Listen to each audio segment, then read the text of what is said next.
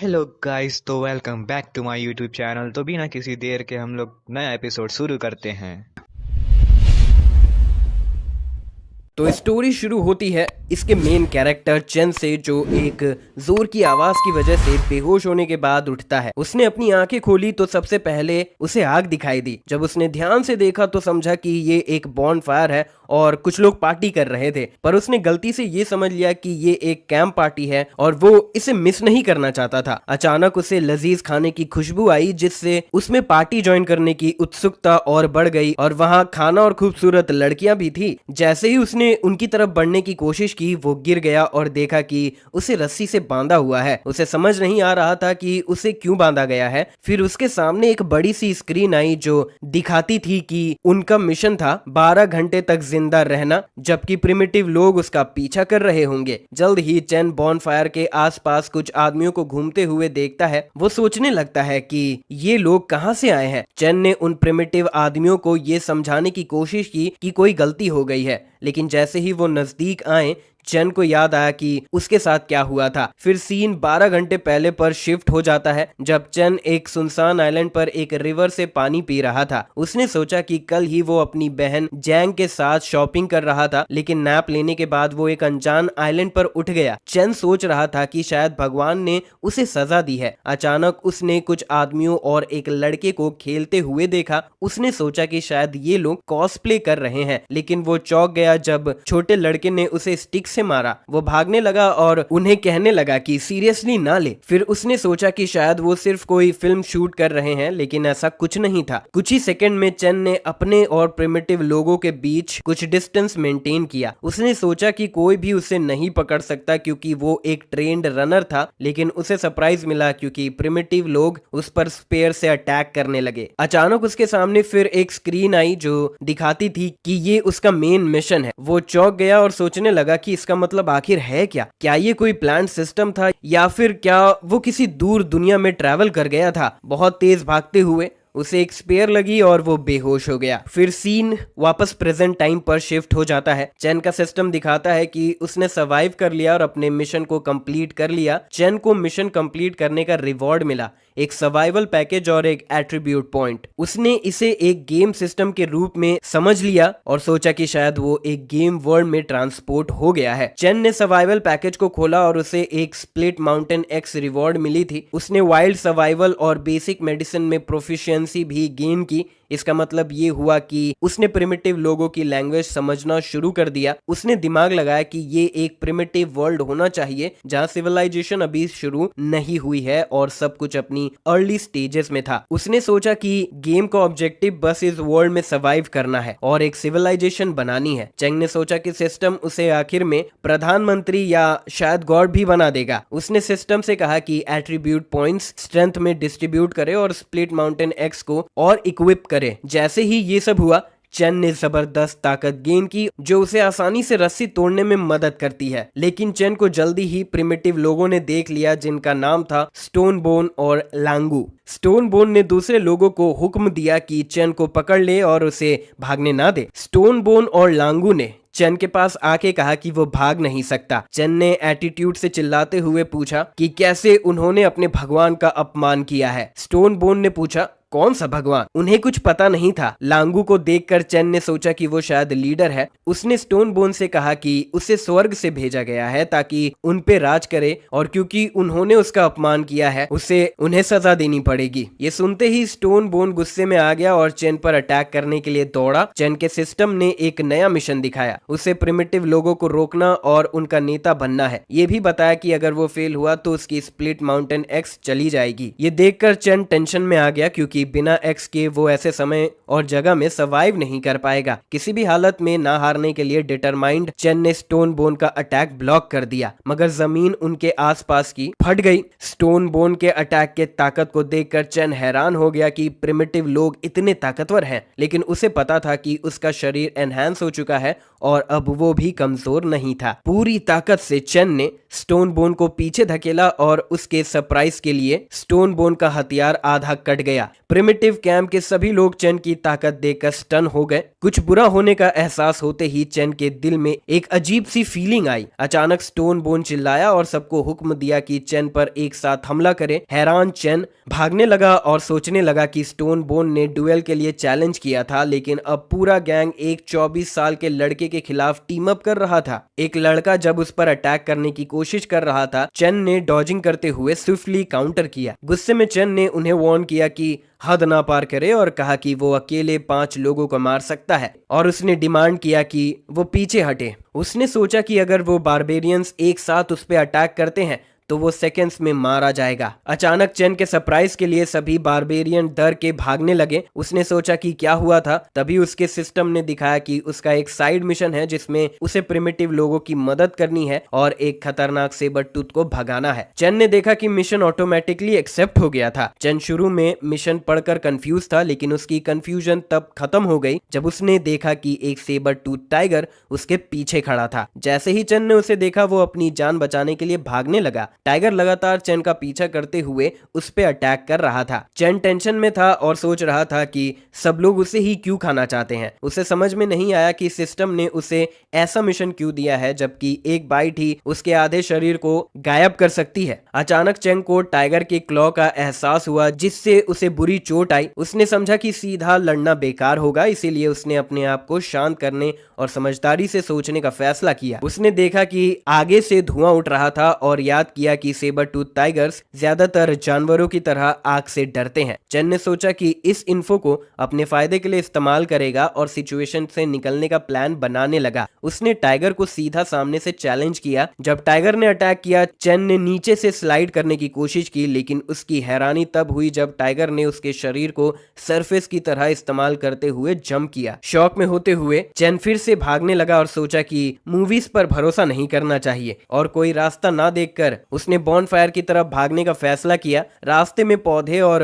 दूसरी चीजों को कवर लेते हुए अपनी मंजिल तक पहुंचने की कोशिश की। डॉजिंग और हाइडिंग करते करते चेन बॉनफायर के पास पहुंच गया। उसने जल्दी से एक जलती हुई लकड़ी उठाई और टाइगर को डराने की कोशिश की। टाइगर सच में आग से डर गया। अब चेन ने टाइगर को बुलाया और लड़ने के लिए चैलेंज दिया, लेकिन अंदर से वो चाह रहा था कि टाइगर वापस चला जाए। अचानक उसने एक अजीब सी आवाज सुनी और टेंशन में सोचा कि क्या ये कोई बड़ा मॉन्स्टर उसकी तरफ आ रहा है। जब उसने किसी दूसरे मॉन्स्टर या जानवर की दहाड़ सुनी, सेबर टूथ टाइगर घबरा गया और डर के मारे भाग गया। ये देखकर चेंग ने सोचा कि टाइगर को क्या डरा के भगा दिया, और अगर टाइगर भाग गया तो उसे अब क्या करना चाहिए। अचानक चेन के सिस्टम ने दिखाया कि मिशन कंप्लीट हो गया है और उसने 2 एट्रीब्यूट पॉइंट्स का रिवॉर्ड पाया है। वापस वही आवाज सुनकर चेन ने सोचा कि पहले यहाँ से निकल जाना चाहिए और अपनी सुरक्षा को प्रायोरिटाइज करना चाहिए। उसने सिस्टम से 1 पॉइंट स्ट्रेंथ और 1 पॉइंट एजिलिटी में एलोकेट करने को कहा। एनहेंस एजिलिटी और स्पीड के साथ वो प्रिमिटिव लोगों की तरह स्प्रिंट करने लगा। चेन ने अपनी एबिलिटी और स्पीड में सिग्निफिकेंट इंक्रीज नोटिस किया। चेन को जिंदा देख स्टोन बोन सरप्राइज हुआ और उसने कंफ्यूजन में पूछा कि वो सेबर टूथ टाइगर के हाथों क्यों नहीं खाया गया। चेन ने मुस्कुराकर जवाब दिया कि उसके लिए सेबर टूथ टाइगर एक बिल्ली जैसा था, इसीलिए चेन ने आसानी से सेबर टूथ टाइगर को हराया और उसे डर कर भाग जाने पे मजबूर कर दिया। चेन मुस्कुराया, उम्मीद करते हुए कि अब प्रिमिटिव लोग उसकी इज्जत करेंगे। चेन को एक नया मिशन मिला। प्रिमिटिव लोगों की मदद करनी थी, उनके घर बनाने में, एक ट्राइब स्टैब्लिश करने में और 18 दिनों में पॉपुलेशन को 50 तक बढ़ाने में। चेन ने गिनकर देखा कि बच्चों को मिलाकर वहां सिर्फ 15 लोग थे। 50 तक बढ़ाने के लिए उसने समझा कि उसे दूसरी ट्राइब्स को अपनी ट्राइब में मिलाना होगा। अब सीन रात पर शिफ्ट हो जाता है, जहां सब सो रहे होते हैं, लेकिन चेन सो नहीं पा रहा था क्योंकि उसे भूख लग रही थी। उसने डिसाइड किया कि वो अपने लिए कुछ खाना ढूंढेगा। उसने नोटिस किया कि प्रिमिटिव लोग इतने ब्रेव हैं कि सोते वक्त कोई पहरा नहीं रखते, लेकिन उसका पेट फिर से ग्रॉल करने लगा। इसीलिए उसने सोचा पहले खाना ढूंढना जरूरी है। उसने पहले देखा हुआ रोस्टेड लैम याद किया, लेकिन वो कंफ्यूज और टेंस था कि वहां जाए या नहीं। अगर सेबर टूथ टाइगर किसी से डर सकता था, इसका मतलब वहां आसपास कुछ और ज्यादा खतरनाक चीज हो सकती थी। चेन ने अपने आप को रियश्योर किया कि वो मॉन्स्टर से नहीं मिलेगा, क्योंकि उसे हर हाल में खाना ढूंढना था। अपने एक्स हाथ में लेकर वो उस जगह की तरफ बढ़ने लगा जहां उसने रोस्टेड लैम देखा था। कुछ देर बाद चेन संभलते हुए उस जगह पर पहुंच गया जहां रोस्टेड लैम था। था वो धीरे धीरे आगे बढ़ा, हर खतरे से सतर्क। जैसे ही वो नजदीक पहुंचा उसने देखा कि वहां और भी शिकार किए हुए जानवर थे। अब जब वो एक नेता बन गया था उसे सिर्फ अपने बारे में सोचना था, इसीलिए उसने रात में सब शिकार के जानवरों को इकट्ठा कर लिया। वापस आते हुए उसे एक अजीब सा एहसास हुआ और अचानक वो गड्ढे में गिर गया और गुस्से से चिल्लाया कि ये गड्ढा किसने खोदा है। लेकिन करीबी जांच पर उसने देखा कि ये गड्ढा नहीं बल्कि एक बड़ी जानवर या डायनासोर के बड़े पांव के निशान थे। उसने सोचा कि जब उसने सेबर टूथ टाइगर का सामना किया था उसे तभी समझ जाना चाहिए था कि ये सिर्फ एक जंगली जगह नहीं थी बल्कि इतिहास के सबसे भयानक और खतरनाक एनिमल्स यहाँ रहते हैं। उसने जल्दी से सबके लिए एक सुरक्षित जगह ढूंढने का फैसला किया, जानते हुए कि उसके पास ज्यादा वक्त नहीं था। अगले सुबह प्रिमिटिव लोग खाने के लिए लड़ रहे थे। ये देखकर चेन को बहुत गुस्सा आया और सबको चिल्लाकर बोला, एक दूसरे से खाना छीनना बंद करो। उसने समझा कि प्रिमिटिव्स अभी तक ना तो कामनेस को समझते हैं और ना फाइनेंस और डिस्ट्रीब्यूशन को, और उसने सोचा कि उन्हें बहुत कुछ सिखाना है। चेन ने ऐलान किया कि जो शिकारी उसके साथ उस दिन शिकार पर गए थे उन्हें पहले खाना दिया जाएगा। स्टोन बोन ने कहा कि वो अक्सर शिकार पर जाते हैं और पहले दिन उसकी ऑन और हैंगर की बारी थी। अब लुआंग, हीजू, जा और लांगुओ की बारी थी आज के शिकार के लिए। स्टोन बोन ने सलाह दी कि अगर उनका राजा जा रहा है तो सभी लोग जाना चाहेंगे। सब स्टोन बोन से सहमत हुए, लेकिन चेन ने देखा कि लड़का जिसका नाम सैम था ये वही था जिसने पिछले दिन उस पर हमला किया था। चेन ने सोचा सैम शायद डर रहा होगा कि चेन उससे नाराज है, इसीलिए उसने फैसला किया कि उसे सैम को खुश करने का कोई तरीका ढूंढना पड़ेगा। चेन ने सबको ऐलान किया कि जो भी उसके साथ चलना चाहता है वो आ सकता है, क्योंकि वो उनके लिए एक घर बनाने की जगह ढूंढ रहा था। ये सुनकर एक लड़की जिसका नाम मिया था आगे आई और पूछा कि घर का मतलब क्या होता है। चेन ने समझाया कि घर वो जगह है जहाँ वो सब कोई मिलकर एक फैमिली, एक क्लैन के रूप में रहेंगे, जैसे कि पेड़ के रूट्स कामनेस और फ्यूचर जनरेशन को न्यूट्रिशन और प्रोटेक्शन देती है। ये सुनकर मिया खुशी से चेन को गले लगाई और पूछा कि क्या वो राजा के साथ रह सकती है। चेन ने प्यार से जवाब दिया कि फ्यूचर में सब एक बड़े परिवार का हिस्सा होंगे और वो सब साथ मिलकर रहेंगे। मिया बहुत एक्साइटेड हो गई और कहने लगी कि राजा के साथ रहना और बच्चे पैदा करने को वो तैयार है। स्टोन बोन ने चेन से पूछा कि वो अपना घर कहाँ बनाने जा रहे हैं। चेन ने सबको इकट्ठा किया और समझाया कि उन्हें ऐसी खुली जमीन ढूंढनी होगी जो नॉर्थ में पहाड़ और साउथ की तरफ रिवर्स हो, ताकि उन्हें पीने का पानी, खेती के लिए सिंचाई, जलाने के लिए लकड़ी और कंस्ट्रक्शन के लिए पत्थर मिल सके। ये एक सुरक्षित इलाका भी बनाएगा जो उन पर होने वाले खतरों को कम करेगा। उसने ये भी बताया कि नई जगह पर उनके खेती और घर बनाने के लिए काफी बीज और लकड़ी मिल सकती है। चेन ने सोचा अगर बसेरा समुद्र के किनारे हो तो डेल्टा उन्हें उपजाऊ जमीन और समुद्र में नेविगेशन सिखाने की परफेक्ट ट्रेनिंग दे सकता है। सैम ने जवाब दिया कि उसे पता है चेन जिस जगह के बारे में बात कर रहा है वो कहाँ है। चेन खुश हुआ और उसने सैम को पूछा क्या उन्हें वहां ले जा सकता है। सैम ने जवाब दिया कि जगह ज्यादा दूर नहीं है, लेकिन उसने सलाह दी कि वहां ना जाए क्योंकि वहां एक काऊ का झुंड है जिनके साथ डील करना आसान नहीं होगा। ये सुनकर चेन सोचने लगा कि उन्हें काऊ से क्यों डरना चाहिए, क्योंकि वो उन्हें हाउस फूड दे सकती है। इसीलिए चेन ने फैसला किया कि वो झुंड उनका शिकार बनेगा और उसने सबको तैयार होने को कहा क्योंकि वो अपने नए घर के तरफ ईस्ट में जा रहे थे। सीन शिफ्ट होता है उस जगह पर जहाँ सैम सबको ले आया। उसने चेन को विश्वास दिलाया कि ये एरिया सुरक्षित है, इसीलिए बिना चिंता के आगे बढ़ सकते हैं। चेन ने सबको टाइम वेस्ट ना करने के लिए कहा और विश्वास दिलाया कि सेबर टूथ टाइगर से घबराने की जरूरत नहीं है क्योंकि उसे भगा दिया गया है। अगर वो वापस आता है तो चेन उन्हें बचा लेगा। सैम ने समझाया कि जब वो पहाड़ के टॉप पर पहुंचेंगे तब वो देख सकेंगे कि कहाँ काउस का झुंड गैदर होता है। चोटी पर पहुंचते ही सैम ने सबको छुपने को कहा क्योंकि नीचे काउस थी। चेन ने सोचा कि क्या काउस के झुंड के अलावा यहाँ और भी मॉन्स्टर्स हैं। अचानक उसे ओशन वाटर की खुशबू आई और उसने अपने सिस्टम के मैप को खोलने को कहा। उसे देखकर चेन खुश हुआ क्योंकि ये जगह शहर बनाने के लिए बेस्ट लग रही थी। अचानक सैम ने उसे पीछे खींच लिया और चुप रहने का इशारा किया, चेतावनी दी कि काउस का झुंड उन्हें सुन सकता है। कुछ देर बाद चेन ने अपने मैनुअल को देखा और पाया कि आगे की जगह में 3 पौधे और 2 जानवर हैं। पौधों में green sunflower grass, dragon wine और बिग सुबाकी थे, जबकि जानवरों में ग्रे स्क्विरल्स और पिंसर वैप्स थे। जब चेन को काउस के झुंड के बारे में कोई जानकारी नहीं मिली तो उसने सैम से उसकी लोकेशन पूछी। सैम ने समझाया कि काउस का झुंड एक छोटे जंगल में रिवर साइड के पास है और उन्हें करीब से देखने जाने का आइडिया दिया। आधा घंटा बाद वो जंगल पहुंचे जहां सैम ने चेतावनी दी कि आगे जाने से काउस को उनकी प्रेजेंस का पता चल सकता है। चैन को आसपास की शांति पर हैरानी हुई और सोचा कि सैम क्यों काउस से इतना घबरा रहा है। अचानक उसके स्कैनिंग रिजल्ट्स बदल गए और उसे डर लगा कि शायद बड़े मॉन्स्टर आसपास होंगे। उसकी राहत के लिए आसपास सिर्फ एक ही जानवर था। चैन ने सैम को पूछा क्या उसने गलत याद किया था, लेकिन सैम जवाब दे पाता उससे पहले चैन ने देखा एक पेड़ हिल रहा था। सैम ने चैन से ऊपर देखने को कहा और जब चैन ने ऊपर देखा तो वो हैरान रह गया और सोचा ये कौन सा मॉन्स्टर है। सिस्टम चेक करने पर पता चला कि ये एक आयरन ब्लैक हॉर्न काऊ थी। स्टोन बोन ने घबराहट में चैन से पूछा क्या वो सच में उस काऊ का शिकार करने जा रहा है। चैन ने घबराहट में हाँ कहा और उन्हें वहां घात लगाने के लिए ऑर्डर दिया। जब वो सिचुएशन का अंदाजा लेने गया, दूसरे लोग चैन को देखकर हैरान थे, सोच रहे थे कि वो कितना कूल है। लेकिन पेड़ के पीछे चैन रो रहा था, सोच रहा था कि ऐसा क्यों हो रहा है, क्योंकि वो नहीं चाहता था कि उसके ट्राइब मर जाए। अब उसे अपनी एजिलिटी एट्रीब्यूट पर भरोसा करना पड़ा। उसने चेक किया और देखा कि काउस के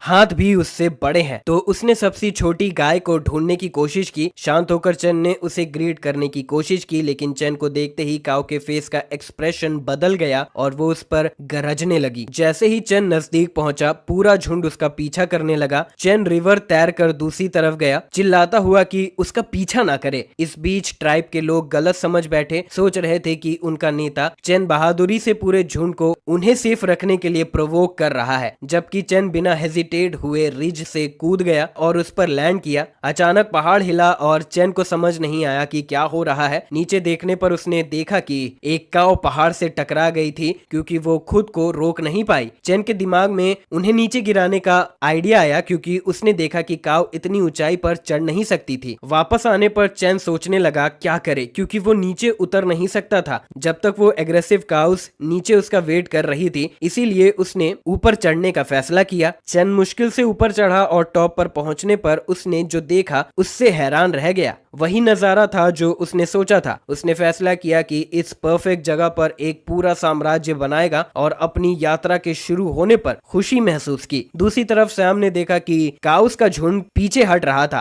तो उसने सोचा कि ऐसा क्यों हो रहा है और उनके राजा कहाँ है। स्टोन बोन ने अनुमान लगाया कि शायद उनका राजा काउस के नीचे कुचल गया होगा, तो वो एक पेड़ पर चढ़ गया एक्स वापस लाने के इरादे से। लेकिन जैसे ही उसने पेड़ पर पैर रखा, चैन की कुल्हाड़ी उड़कर उसके पास पेड़ में आ गई। स्टोन बोन हैरान रह गया और चैन ने उसकी तारीफ की कि उसने सोच लिया था कि उसका राजा मर गया है। सैम और बाकी लोग चैन को जिंदा देखकर बेटर फील कर रहे थे। स्टोन बोन ने पूछा कि क्या काउस बहुत पावरफुल है। चैन ने जवाब दिया कि उसने अपने शरीर के लिए काउस का मांस न्यूट्रिशन के रूप में इस्तेमाल करने का सोचा है और पूछा कि क्या वो भी इसे ट्राई करना चाहते हैं। स्टोन बोन और सैम ने मना कर दिया कि वो इन गायों का सामना नहीं कर सकते और अगर वो जीत भी गए तो भी वो मांस नहीं खाएंगे। चैन ने गुस्से में पूछा कि क्या उन्होंने नहीं सुना जो उसने कहा था। सब डर गए और बोले कि वो मांस खाना चाहते हैं। चैन ने बताया कि वो उन्हें वेपन्स बिल्ड करना और हंट करना सिखाएगा। उसने प्लान बनाया कि वो 3 दिन बाद वापस आएंगे ताकि काउस का शिकार कर सके। अगले सीन में चैन ने एक पेड़ को ही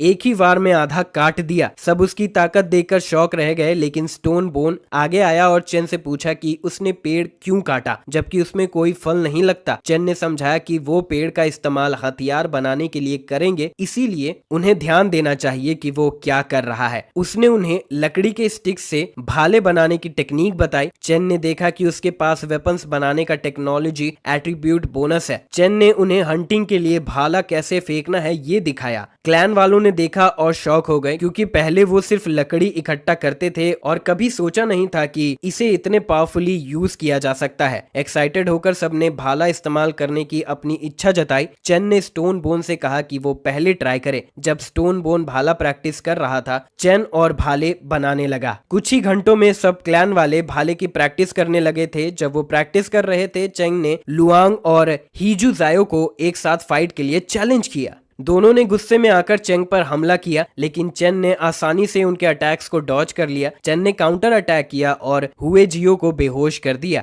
लुआंग ने फिर गुस्से में अटैक किया और इस बार कुछ खून निकला। सब हैरान रह गए। चेन ने लुआंग से कहा कि अगर ये भाले का तेज वाला हिस्सा होता तो तुम अब तक मर चुके होते। लुआंग चिल्लाया कि उनका राजा भगवान है और वो उससे हरा नहीं सकते। चेन ने समझाया कि वो लोग ब्रूट फोर्स पर भरोसा कर रहे हैं, टेक्निक पर नहीं। उसने जोर दिया कि भाले का फायदा उनकी नोक में है। चेन ने उन्हें सिखाया कि शार्प एज का इस्तेमाल करके दुश्मन या शिकार को सही तरीके से निशाना बनाए। चेन ने उन्हें कहा कि प्रैक्टिस शुरू करे और पहले भाला फेंकने पर ध्यान दे। फिर उसने एक टारगेट सेट किया और सबसे कहा कि दूरी से उस पे भाला फेंके। सबने एक एक करके ट्राई किया लेकिन कोई भी उस टारगेट को हिट नहीं कर पाया। चेन ने सोचा कि शायद किसी में भी टैलेंट नहीं है और उसने अपने फैसले में जल्दी कर दी थी। अचानक कहीं से एक भाला टारगेट को हिट कर गया। चेन हैरान रह गया और बाकी लोग भी चौंक गए कि किसने टारगेट को हिट कर दिया। चेन ने पलट कर देखा कि हैंग शेर वहां खड़ा था। चेन ने हैंग शेर से पूछा कि क्या उसने भाला फेंका था। हैंग शेर ने पूछा कि क्या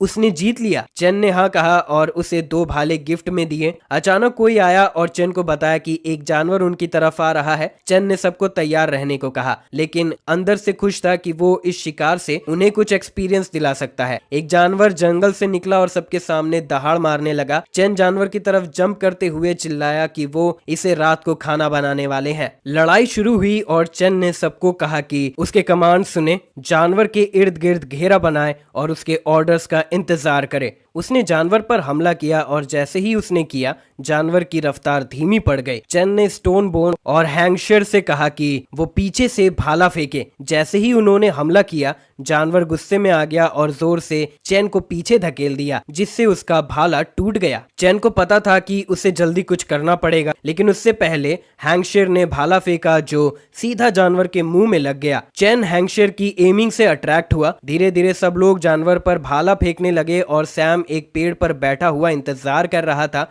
इतने सारे अटैक्स के कारण जानवर भागने की कोशिश करने लगा लेकिन चेन ने उसका रास्ता रोका और सैम को हमला करने को कहा। सैम जानवर की तरफ कूद गया और अपने भाला उसके सर में घुसा दिया। जानवर और भी गुस्से में आकर बजर्क मोड में चला गया। सभी लोग जानवर को बजर्क मोड में देखकर टेंशन में आ गए। सैम खतरे में था लेकिन उसने भाला पकड़ रखा था जो उसने अटैक के लिए यूज किया था। चेन जानवर की तरफ भागा और अपने कुल्हाड़ी से हमला करने के लिए कूदा। अचानक एक धमाका हुआ और पूरा एरिया धुएं से भर गया। सब बेचैन हो गए कि उनका राजा ठीक है या नहीं। जब धुआं हटा चेन ने सबको चिल्लाने से रोका और मजाक में पूछा कि क्या वो आत्माओं को बुलाने की कोशिश कर रहे हैं। उसने सबकी कोशिशों की तारीफ की और घोषणा की कि उस रात उन्हें एक अच्छा भोजन मिलेगा। ये सुनकर सब लोग खुश हो गए। चेन ने सैम की शानदार काम की तारीफ की और हैंगशेर को शिकार का MVP बताया। उसने वादा किया कि आगे आने वाले शिकारों में हैंगशेर उसके साथ होगा और उसे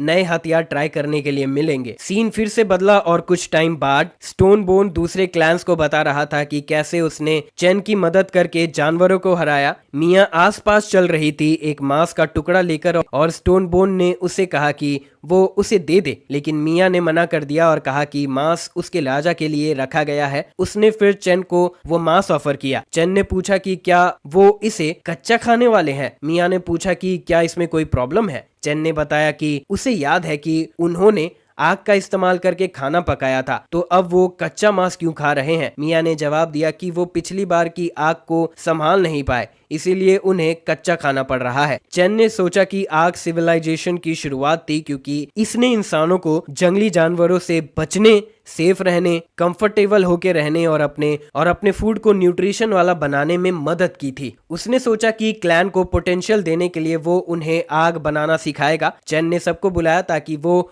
उन्हें आग बनाना सिखाए। उसने एक टूटा हुआ भाला लिया और एक लकड़ी के ब्लॉक पर इस्तेमाल करके चिंगारी निकाली। उसने उन्हें सिखाया कि लकड़ी के टुकड़े और पेड़ की रूट्स ट्रंक के डिप्रेशन में डाल के अपने हाथों से रोल करे ताकि फ्रिक्शन से आग लग जाए। आग देखकर क्लैन वाले हैरान रह गए और चेन की तारीफ करने लगे। स्टोन बोन चिल्लाने लगा कि उनके महाराजा ने आग बनाई है और सबको ये बताना चाहा। चेन ने गुस्से से उसे पकड़कर चुप रहने को कहा और जोर दिया कि लो प्रोफाइल मेंटेन करना जरूरी है। चेन को 10 टेक्नोलॉजी पॉइंट्स का रिवॉर्ड मिला और उसने रियलाइज किया कि टेक्नोलॉजी पॉइंट्स कमाना रिलेटिवली आसान है। हालांकि पहले उसे उनका इस्तेमाल नहीं पता था। इन्वेस्टिगेशन करने पर उसने डिस्कवर किया कि टेक्नोलॉजी पॉइंट्स हेरिडेटरी प्लेग्स को आइडेंटिफाई करने के लिए यूज किया जा सकता है जिसमें हर आइडेंटिफिकेशन में 10 टेक्नोलॉजी पॉइंट्स लगते हैं। जब चेन टेक्नोलॉजी टेक्नोलॉजी पॉइंट्स के बारे में सोच रहा था, सैम उसके पास आया और बताया कि जब वो मांस बांट रहे थे उसने जंगली सुअर पर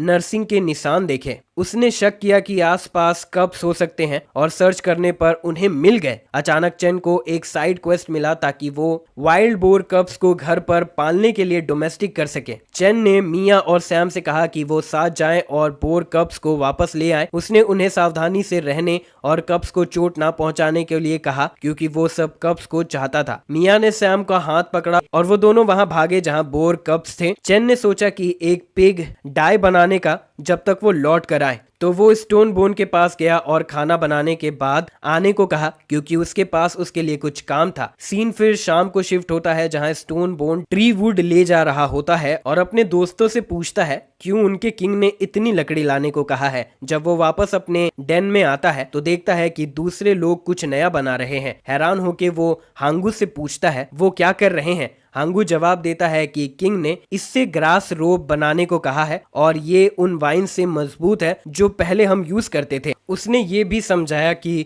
उन्हें पहले स्ट्रॉ को स्मूथ करना पड़ेगा और फिर उसे रोप्स में क्रॉस करके बुनना पड़ेगा। स्टोन बोन फ्रस्ट्रेट हो गया क्योंकि उसे समझ नहीं आ रहा था क्या हो रहा है।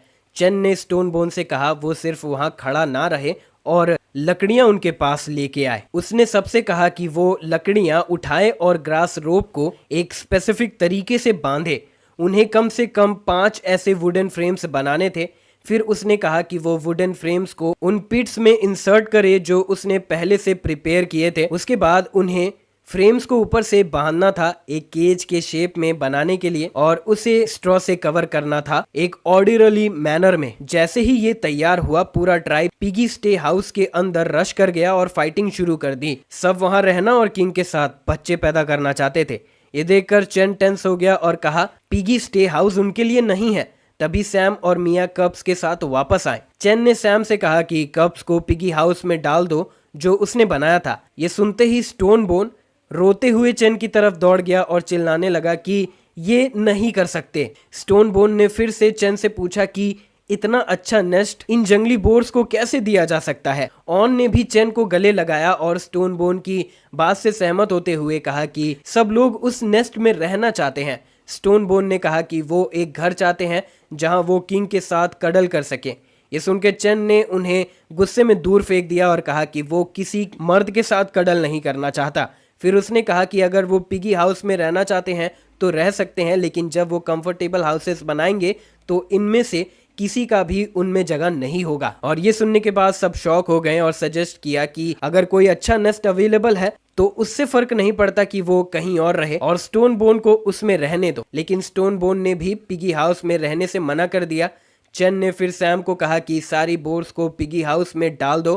हैंगुरे चेन के पास आया और पूछा कि इन जंगली बोर्स की केयर करना जरूरी क्यों है अगर वो इस तरह रहना चाहते हैं। चेन ने जवाब दिया कि क्या तुम लोग नहीं चाहते कि बिना हंट किए बहुत सारा खाना मिले।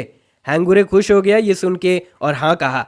चेन ने समझाया कि अगर वो कब्स को पालते हैं और उनसे ज्यादा पिगलेट्स पैदा करवा सकते हैं तो वो एक स्टेबल फूड सोर्स सिक्योर कर सकते हैं। चेन को अपना रिवॉर्ड मिला बीस्ट को टेम करने के रिक्वेस्ट कंप्लीट करने पर। जब उसने रिवॉर्ड खोला तो उसे सप्लाई चेस्ट से एक पैकेट नमक मिला और fried eggplant, stir fried peanuts, fried eggs, roast lamb legs और स्टीर्ड फ्राइड क्लैम्स के रेसिपीज सीखने को मिले। रिवॉर्ड देख के चेन कंफ्यूज्ड हो गया और सोचने लगा कि क्या सिस्टम उसे शेफ बनाने का सजेशन दे रहा है।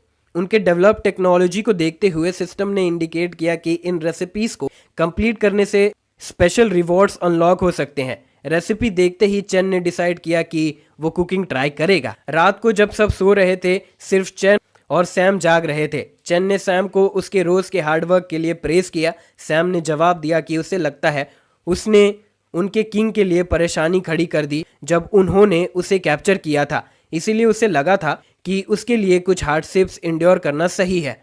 चेन ने उसे गले लगाया और हंस के रीअश्योर किया कि उसके खिलाफ कोई ग्रजेस नहीं है। फिर उसने सैम से पूछा कि क्या कोई और ट्राइब्स के आसपास रहती है। सैम ने जवाब दिया कि उन्होंने कुछ और ट्राइब्स से मुलाकात की थी लेकिन सब अनफ्रेंडली थे और उनसे काफी अलग दिखते थे। चेन ने सैम से पूछा कि उसे इन ट्राइब्स के बारे में और बताओ और मेन चीज की कहां पर ये लोकेटेड है। सैम ने बताया कि आसपास 3 अलग अलग क्लैंस के बारे में पता है।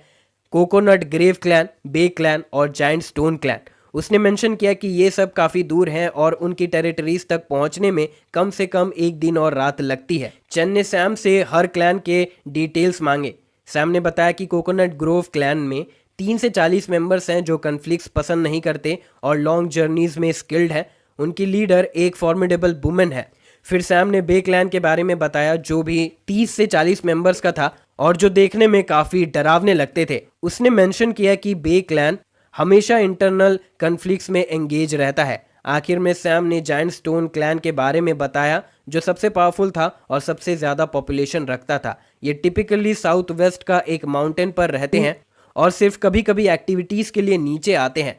सैम ने सुना था कि जाइंट स्टोन क्लैन का लीडर डिवाइन पावर रखता है और एक टाइगर को बेयर हैंड से हरा सकता है। ये सब सुनने के बाद चेंग ने सोचा कि अगर सैम का इंटेल सही है तो कोकोनट ग्रोव क्लैन एसिमिलेशन के लिए सबसे आइडियल फर्स्ट टारगेट होगा।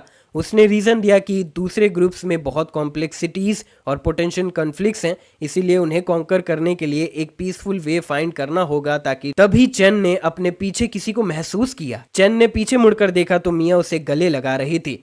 उसने पूछा कि तुम अभी तक सोई नहीं और क्या वो उसके साथ कुछ एक्साइटिंग करना चाहता है। चेन ने टेंसली जवाब दिया नहीं। मिया जमीन पर एक अजीब पोजीशन में बैठ गई और पूछा कि क्या वो एक किटी जैसी लग रही है। चेन टेंस हो गया और जल्दी से सैम का हाथ पकड़कर भाग गया। उसने कहा कि उसे सैम की हेल्प चाहिए इसीलिए वो बाद में बात करेंगे। मिया चेन के एक्शन से थोड़ी उदास हो गई। सीन अगले सुबह शिफ्ट हो जाता है जब चेंग और सैम बे क्लैन के लोगों के सी साइड के पास इंतजार कर रहे थे। बे क्लैन के लोग सी साइड पर डोडो बर्ड की हंटिंग करने आए। चेन थोड़ा खुश हो गया कि वो लोग आ गए थे, लेकिन उसने देखा कि बे क्लैन के मेंबर्स बर्ड के ऊपर ही आपस में लड़ने लगे। चेन ने सोचा कि अगर वो बे क्लैन को एब्जॉर्ब कर ले तो उनकी मेंबर्स बढ़ जाएंगी और रिसोर्सेस जैसे डोडो बर्ड्स भी मिल जाएंगे। सैम ने जवाब दिया कि उनके मेंबर्स बे क्लैन के आधे भी नहीं हैं, इसीलिए वो फाइट नहीं जीत सकते हैं। चेन ने सोचा कि अगर उनके पास पावरफुल वेपन्स होते तो शायद वो जीत सकते, लेकिन पहले उन्हें काउस के हर्ड को डील करना पड़ेगा। बाद में वो नए रिसोर्सेज का इस्तेमाल पावरफुल वेपन्स और इक्विपमेंट्स बनाने के लिए कर सकते हैं। वो अपने देन पर वापस चले गए और सब लोग चेन को देख के खुश हो गए। स्टोन बोन ने बताया कि उन्हें लगा था उनका किंग उन्हें छोड़कर चला गया था। चेन ने सबसे माफ़ी मांगी और चिंता ना करने के लिए कहा और समझाया कि उनके पास करने के लिए बहुत काम है। उसने स्टोन बोन को प्रैक्टिस करने के लिए स्पेयर फेंकने और हैंगशेयर को इन्हें थ्रोइंग स्किल सिखाने का जिम्मा दिया। चेन ने हैंगशेयर को एक दिन दिया ताकि वो उन्हें जितना प्रोफिशिएंट बना सके बना दे। अचानक मिया आई और एक पत्ता दिखाते हुए बताया कि ये बाथरूम के बाद यूज करने के लिए कंफर्टेबल है। चेन ने जवाब दिया कि उसे वुडन स्पेयर्स को शार्पन करने में मदद चाहिए, इसीलिए मिया सब औरतों को इकट्ठा करके कुछ रॉक्स कलेक्ट कर। सीन कुछ देर बाद शिफ्ट होता है जब मिया और दूसरी औरतें हाथ में रॉक्स लेकर लौटी थी। मिया ने पूछा कि क्या ये रॉक्स ठीक है। चेन ने हाँ में जवाब दिया और समझाया कि उन्हें स्टोन्स को वेट स्टोन पर रगड़ना है जब तक कि शार्प एज या पॉइंट ना मिल जाए। फिर स्टोन को एक वुडन स्टिक पर रस्सी से बांधना है और उनके पास एक वुडन स्टोन एक्स बन जाएगा। लड़कियां ये देखकर हैरान हो गई, लेकिन चेन गुस्से में आया जब उसे सिर्फ एक पॉइंट एज अ रिवॉर्ड मिला। चेन ने उन्हें अपने ऑर्डर्स को फॉलो करने और जो बनाया था वो दिखाने को कहा। मिया ने चेन से कहा कि वो देखे क्योंकि उसने पहले ही एक बना लिया है। चेन ने देखा कि मिया ने एक डुअल एज्ड एक्स बनाया है तो उसने उसे इसके लिए तारीफ दी। मिया खुश हो गई ये सुनकर और फिर चेन ने एक नया हिडन फीचर अनलॉक किया जिसे टैलेंट डिस्कवरी कहा गया। जब चेन ने मिया को देखा उसकी सिस्टम ने इंडिकेट किया कि उसमें टूल बिल्डिंग का टैलेंट है। मिया ने देखा कि चेन उसकी तरफ घूर रहा है तो उसने शर्मा के चेन से पूछा कि वो उसकी तरफ क्यों देख रहा है। चेन ने उसके सवाल का जवाब नहीं दिया और बदले में औरतों को जितना हो सके उतने स्पेयर्स और एक्स बनाने को कहा। धीरे धीरे उन्होंने 30 स्पेयर्स और एक्स बना लिए। चेन ने मिया की तारीफ की क्योंकि उसने आधे से ज़्यादा वेपन्स बनाए थे। अचानक उसने देखा कि उसके हाथ स्टोन्स को रगड़ने से छिल गए और इंजर्ड हो गए हैं। चेन को अपने लिए फिक्र करते हुए देख मिया शर्म से लाल हो गई। इस वक्त दूसरी लड़कियां भी आई और पूछा कि क्या चेन उनके लिए भी फिक्र करता है। चेन ने जवाब दिया कि ये वैसा नहीं है जैसा वो सोच रही हैं, लेकिन वो उसके बहुत पास आ गए। चेन जल्दी से वहां से भाग गया और डिक्लेयर किया कि आज के लिए काफ़ी है और सब ब्रेक ले सकते हैं। जैसे ही वो उन लोगों के पास गया जो ट्रेनिंग और प्रैक्टिस कर रहे थे, उस पर अचानक से एक लड़की ने अटैक किया, लेकिन वो बच गया और समझा कि ये ट्राइब के ट्रेनिंग रेजिमेंट का हिस्सा था। हैंगशेर उन्हें अच्छी तरह से सिखा रहा था। चेन ने फिर हैंगशेर से उनके प्रोग्रेस के बारे में पूछा। हैंगशेर ने जवाब दिया कि सबने सिग्निफिकेंट प्रोग्रेस की है और अब आसानी से अपने टारगेट्स को मार सकते हैं। चेन के टैलेंट डिस्कवरी स्क्रीन ने दिखाया कि हैंगशेर एक थ्रोइंग मास्टर है। हैंगशेर ने बताया कि लुआंग में बहुत स्ट्रेंथ है, लेकिन थ्रो के टाइमिंग में स्ट्रगल करता है और वो अपना पोटेंशियल तभी अनलीश कर सकता है जब वो स्टोन बोन के साथ टीम अप करे। हैंगशेर ने ये भी मेंशन किया कि लुआंग पहला था जिसने टेक्निक मास्टर की थी। उसने बताया कि येलो स्टोन और वॉल्फ बोन हैमर का इफेक्टिवनेस सबसे ज्यादा था। इंडिविजुअली ये ऑर्डिनरी थे, लेकिन जब टीम में यूज होते थे तो अल्टरनेटली 4 स्पेयर्स थ्रो करते और हाईएस्ट पॉइंट स्कोर करते हैं। चेन ये सुन के खुश था और सोचने लगा कि अब वो इजीली ब्लैक बुल्स के होर्ड्स को डील कर सकते हैं। स्टोन बोन ने पूछा क्या चेन को इसमें यकीन है। चेन ने हाँ में जवाब दिया, लेकिन सेफ्टी के लिए उन्हें सीक्रेट वेपन भी लाना चाहिए। हैंगशेर ने सरप्राइज होकर पूछा कि चेन किस सीक्रेट वेपन की बात कर रहा है। चेन ने कुछ ब्लैक लीव्स निकाले और सबको ध्यान से देखने कहा और इन्हें इकट्ठा करने को बोला। उसने वार्न किया कि कोई भी इन लीव्स को खुले जख्म पर ना लगाएं, क्योंकि लीव्स में नेचुरल पैरालाइजिंग ड्रग्स होता है। सीन रात के वक्त शिफ्ट होता है जब चैन के स्टोन को पीट करके मोर्टार बना रहा होता है। मिया सब स्पेयर्स लेके आती है और चैन से पूछती है कि उसने स्टोन में एक सैलो पिट क्यों बनाया है। चैन ने जवाब दिया कि ये एक मोर्टार है और मिया को जल्द ही इसका इस्तेमाल समझ में आ जाएगा। उसने मिया से कहा कि सब औरतों को इकट्ठा करें और स्टोन क्लब को इस्तेमाल करके लीव्स को पीठ में क्रश करें। क्रश करने के बाद मिक्सचर को वुडन स्पेयर्स के टिप्स पर लगाएं। लुटन आता है और चैन से पूछता है कि क्या उनके आदमी भी क्लब को ज्वाइन कर सकते हैं। चैन ने उन्हें वहीं रुकने को और रेस्ट करने के लिए कहा। उसने कहा कि उसे सुबह हंटिंग के लिए उनकी जरूरत पड़ेगी। सीन कुछ देर बाद शिफ्ट होता है जहां पर चैन ग्रिल्ड मीट खा रहा होता है, उस पर नमक डाल रहा होता है। अचानक मिया आती है और एक स्पेयर उसकी तरफ फेंकती है, बताते हुए कि एप्लीकेशन हो चुका है। चैन खड़ा होता है और औरतों से वहीं रुकने और उस जगह उनके बच्चों को प्रोटेक्ट करने को कहता है। उसने बाकी सब लोगों को अपने साथ माउंटेन पर चलने के लिए कहता है। सब खुश हो गए और अपने वेपन्स तैयार करने लगे, मॉन्स्टर को दिखाने के लिए कि वो लोग क्या कर सकते हैं। सीन कुछ देर बाद शिफ्ट होता है जब वो माउंटेन की चोटी पर पहुंचते हैं। उसके बाद गन ने दूसरों से पूछा कि क्या उनका अकेला बैट बनकर सही करेगा, एक्सप्रेस करते हुए कि ये बहुत डेंजरस है। स्टोन बोन ने जवाब दिया उनका किंग बहुत पावरफुल है, इसलिए कोई डेंजर नहीं होना चाहिए। सैम ने सबको रेडी होने को कहा क्योंकि रिवर के पास मूवमेंट हो रही थी। स्टोन बोन ने मिया और दूसरी औरतों को इंस्ट्रक्ट किया कि वो टाइम पर स्पेयर्स दे, खासकर सैम के पास। स्पेयर्स खत्म नहीं होने चाहिए क्योंकि उनका किंग बहुत बड़ा रिस्क ले रहा है और वो उन्हें खो नहीं सकता। 10 मिनट पहले चैन ब्लैक बुल के पास घूम रहा था और सोच रहा था कि पिछली बार की तरह स्टोन माउंटेन की तरफ भागना सबसे अच्छा रहेगा, लेकिन कॉजन्स रहते हुए उसने डिसाइड किया कि पहले एक छोटे बुल को लूरे करेगा। उसने छोटे बुल के पास जाकर एक पत्थर फेंका और अपने आप को गैंग का लीडर डिक्लेयर करते हुए उसे चैलेंज किया।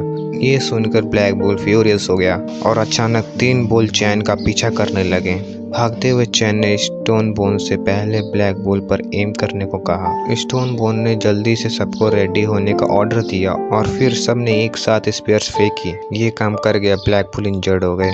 डिस्ट्रैक्शन का फायदा उठाते हुए सैम ने बुल के गले पर स्पेयर्स फेंकी। सब बुल्स माउंटेन पर कोलाइड हो गए और चैन के लेज की तरफ जंप किया ताकि ऊपर चढ़ सके, लेकिन उसके हाथ एज से फिसल गए। किसी तरह स्टोन बोन ने उसका हाथ पकड़ लिया और उसे बचा लिया। चैन ने सबको बुल पर अटैक करने को ऑर्डर दिया जब वो वीक हो गए थे और सब ने अपना असल्ट जारी रखा। स्टोन बोन ने कमांड संभाली और अटैक को कमांड करने लगा। चैन ने स्टोन बोन के लीडरशिप क्वालिटीज को नोटिस किया और समझा कि स्टोन बोन ने कमांड्स देने में इतना स्किल्ड क्यों है। उसने देखा कि स्टोन बोन का एक कैपेबल लीडर बनाया जा सकता है। स्टोन बोन फिर आया और चैन को इन्फॉर्म किया कि लगता है बुल काम हो रहे हैं। चैन को खुशी हुई देखकर ट्रैंक्विलाइजर एक्सपेक्टेशन से जल्दी काम कर गया। अचानक सैम टेंस होकर चिल्लाया कि दूसरे बुल्स भी उनकी तरफ चार्ज कर रहे हैं। चैन सरप्राइज हो गया देखकर कि बुल्स एक्सपेक्टेशन से ज़्यादा फास्ट हैं। उसने सबको पैनिक न करने को कहा, रिश्योर करते हुए कि सब कुछ उसकी प्लानिंग के मुताबिक हो रहा है। उन्हें बस नीचे वाले 3 बुल्स को डील करने हैं और इंश्योर करना है कि वो एस्केप ना कर सकें।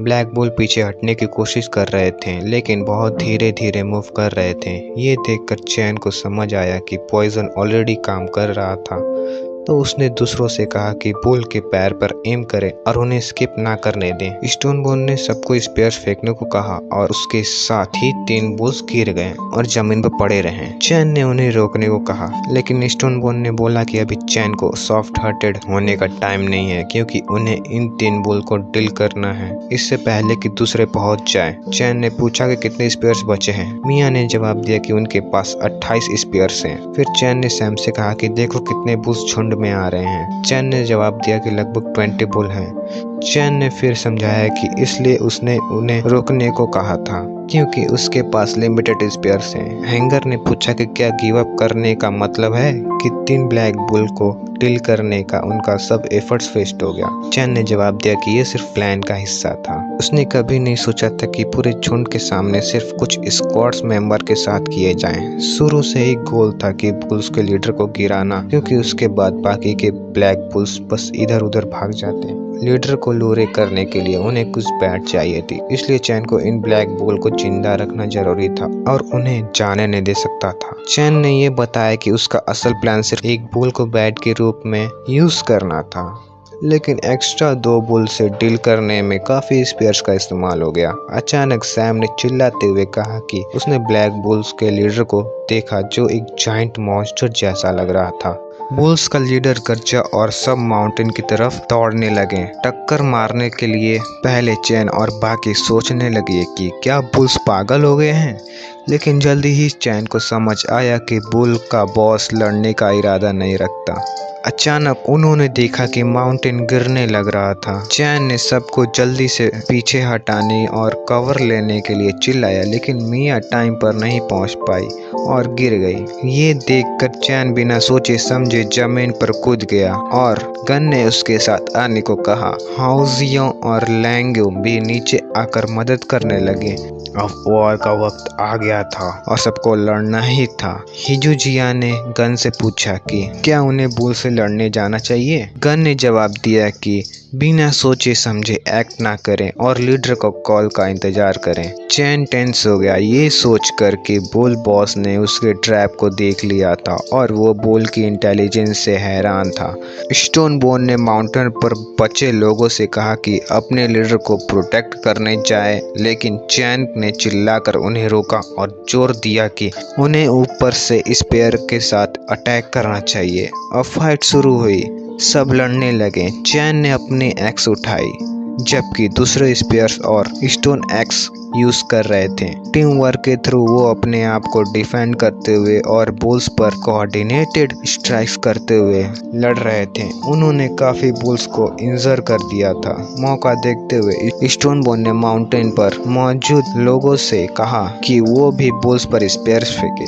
काफी बुल्स को गिरा दिया। अचानक सब बुल्स रुक गए और बुल बॉस ने उनसे कहा। चैन के सरप्राइज मेन बुल रिट्रीट करने लगे। चैन सोचने लगा कि क्या झुंड को वापस हटाने का ऑर्डर मिला था, क्योंकि अब बॉस को खुद लड़ने आने वाला था। अचानक कहीं से बारिश शुरू हो गई और बुल बॉस ने पास आकर हवा इनहेल की और अपने माउथ से आग निकाली। ये देखकर चैन ने टेंस होते हुए सबको साइड होने और अटैक से बचने को कहा।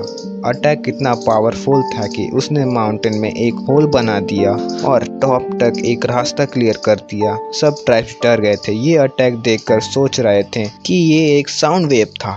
ये बुल का रोर इम्पैक्ट इतना इंटेंस था कि सबका मोटर सेकंड में ही गिर गया। ये देखकर चैन ने गन से कहा कि मिया और दूसरों को नॉर्थ वार्ड ले जाएं, जबकि वो खुद बुल बॉस का ध्यान भटकाएगा। उसने स्टोन बोन से कहा कि उसके कमांड का इंतजार करें और बुल बॉस से कहा कि वो उसका अपोनेंट होगा। लड़ाई शुरू हुई। चैन ने बुल बॉस को रोकने की कोशिश की, लेकिन बुल बॉस ने आसानी से चैन को फेंक दिया। चैन ने बुल बॉस के अटैक से पानीपत का यूज करने का सोचा, लेकिन बुल बॉस ने चैन का पीछा किया और माउंटेन से टक्कर मारी। एक बड़ा ब्लास्ट हुआ। सब टेंस हो गए, डर गए कि उनका लीडर खत्म हो गया क्या, लेकिन उन्होंने रिट्रीट नहीं किया और पूरे डिटर्मिनेशन के साथ लड़ते रहे। अचानक चैन का एक्स बॉस बुल के सर पर पड़ा। चैन जिंदा था क्योंकि उसने माउंटेन में बनी होल का यूज किया था। चैन ने बुल बॉस को थैंक यू बोला और उसने अंदर से जाना कि वो हैवी इंजर्ड था। चैन को जिंदा देखकर ट्राइब को रिलीफ मिला, लेकिन चैन ने स्टोन बोन से कहा कि वो रेडी रहें और उसके कमांड का इंतजार करें।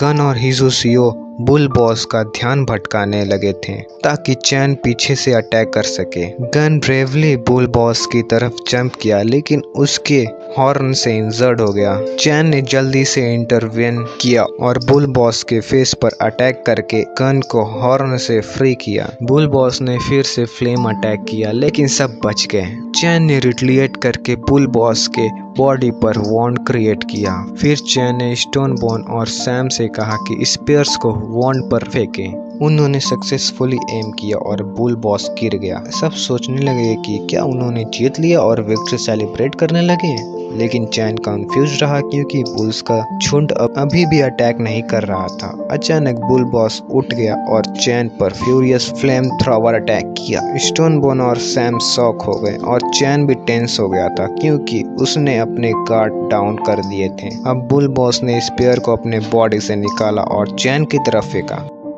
चैन इंजर्ड और जल्दी से मूव नहीं कर पाया और सोचा कि ये उसका एंड है। उसकी शॉक में मिया बीच में आई और स्पेयर्स अटैक को खुद पर ले लिया। चैन स्टंट हो गया। मिया के साथ बिताए हुए मोमेंट्स को याद करते हुए अचानक उसमें फ्यूरियस एंगर का सर्ज आया। सिस्टम के वार्निंग का बावजूद चैन फ्यूरियसली बुल बॉस की तरफ जंप किया और पूरी स्ट्रेंथ से बुल बॉस को टॉप से बॉटम तक स्लैश किया। इस बार बुल बॉस सच में चैन के पावरफुल अटैक से दो हिस्सों में कट गया। चैन फुल फ्यूरियस मूड में था और बाकी बुल्स को ललकारा कि जो मरना चाहता है वो उसका सामना करे।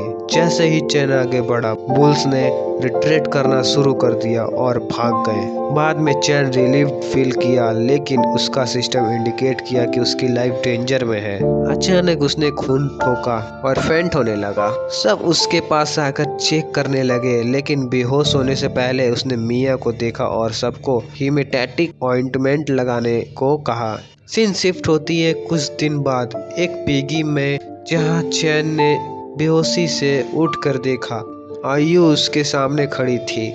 चैन ने पहले पूछा कि क्या ये वही पिगी है जो उसने सेटअप किया था, लेकिन आयु ने मना किया और समझाया कि उन्होंने बुल्स को भगाकर इस जगह को मूव किया और ये शेड उसके लिए बनाया गया था।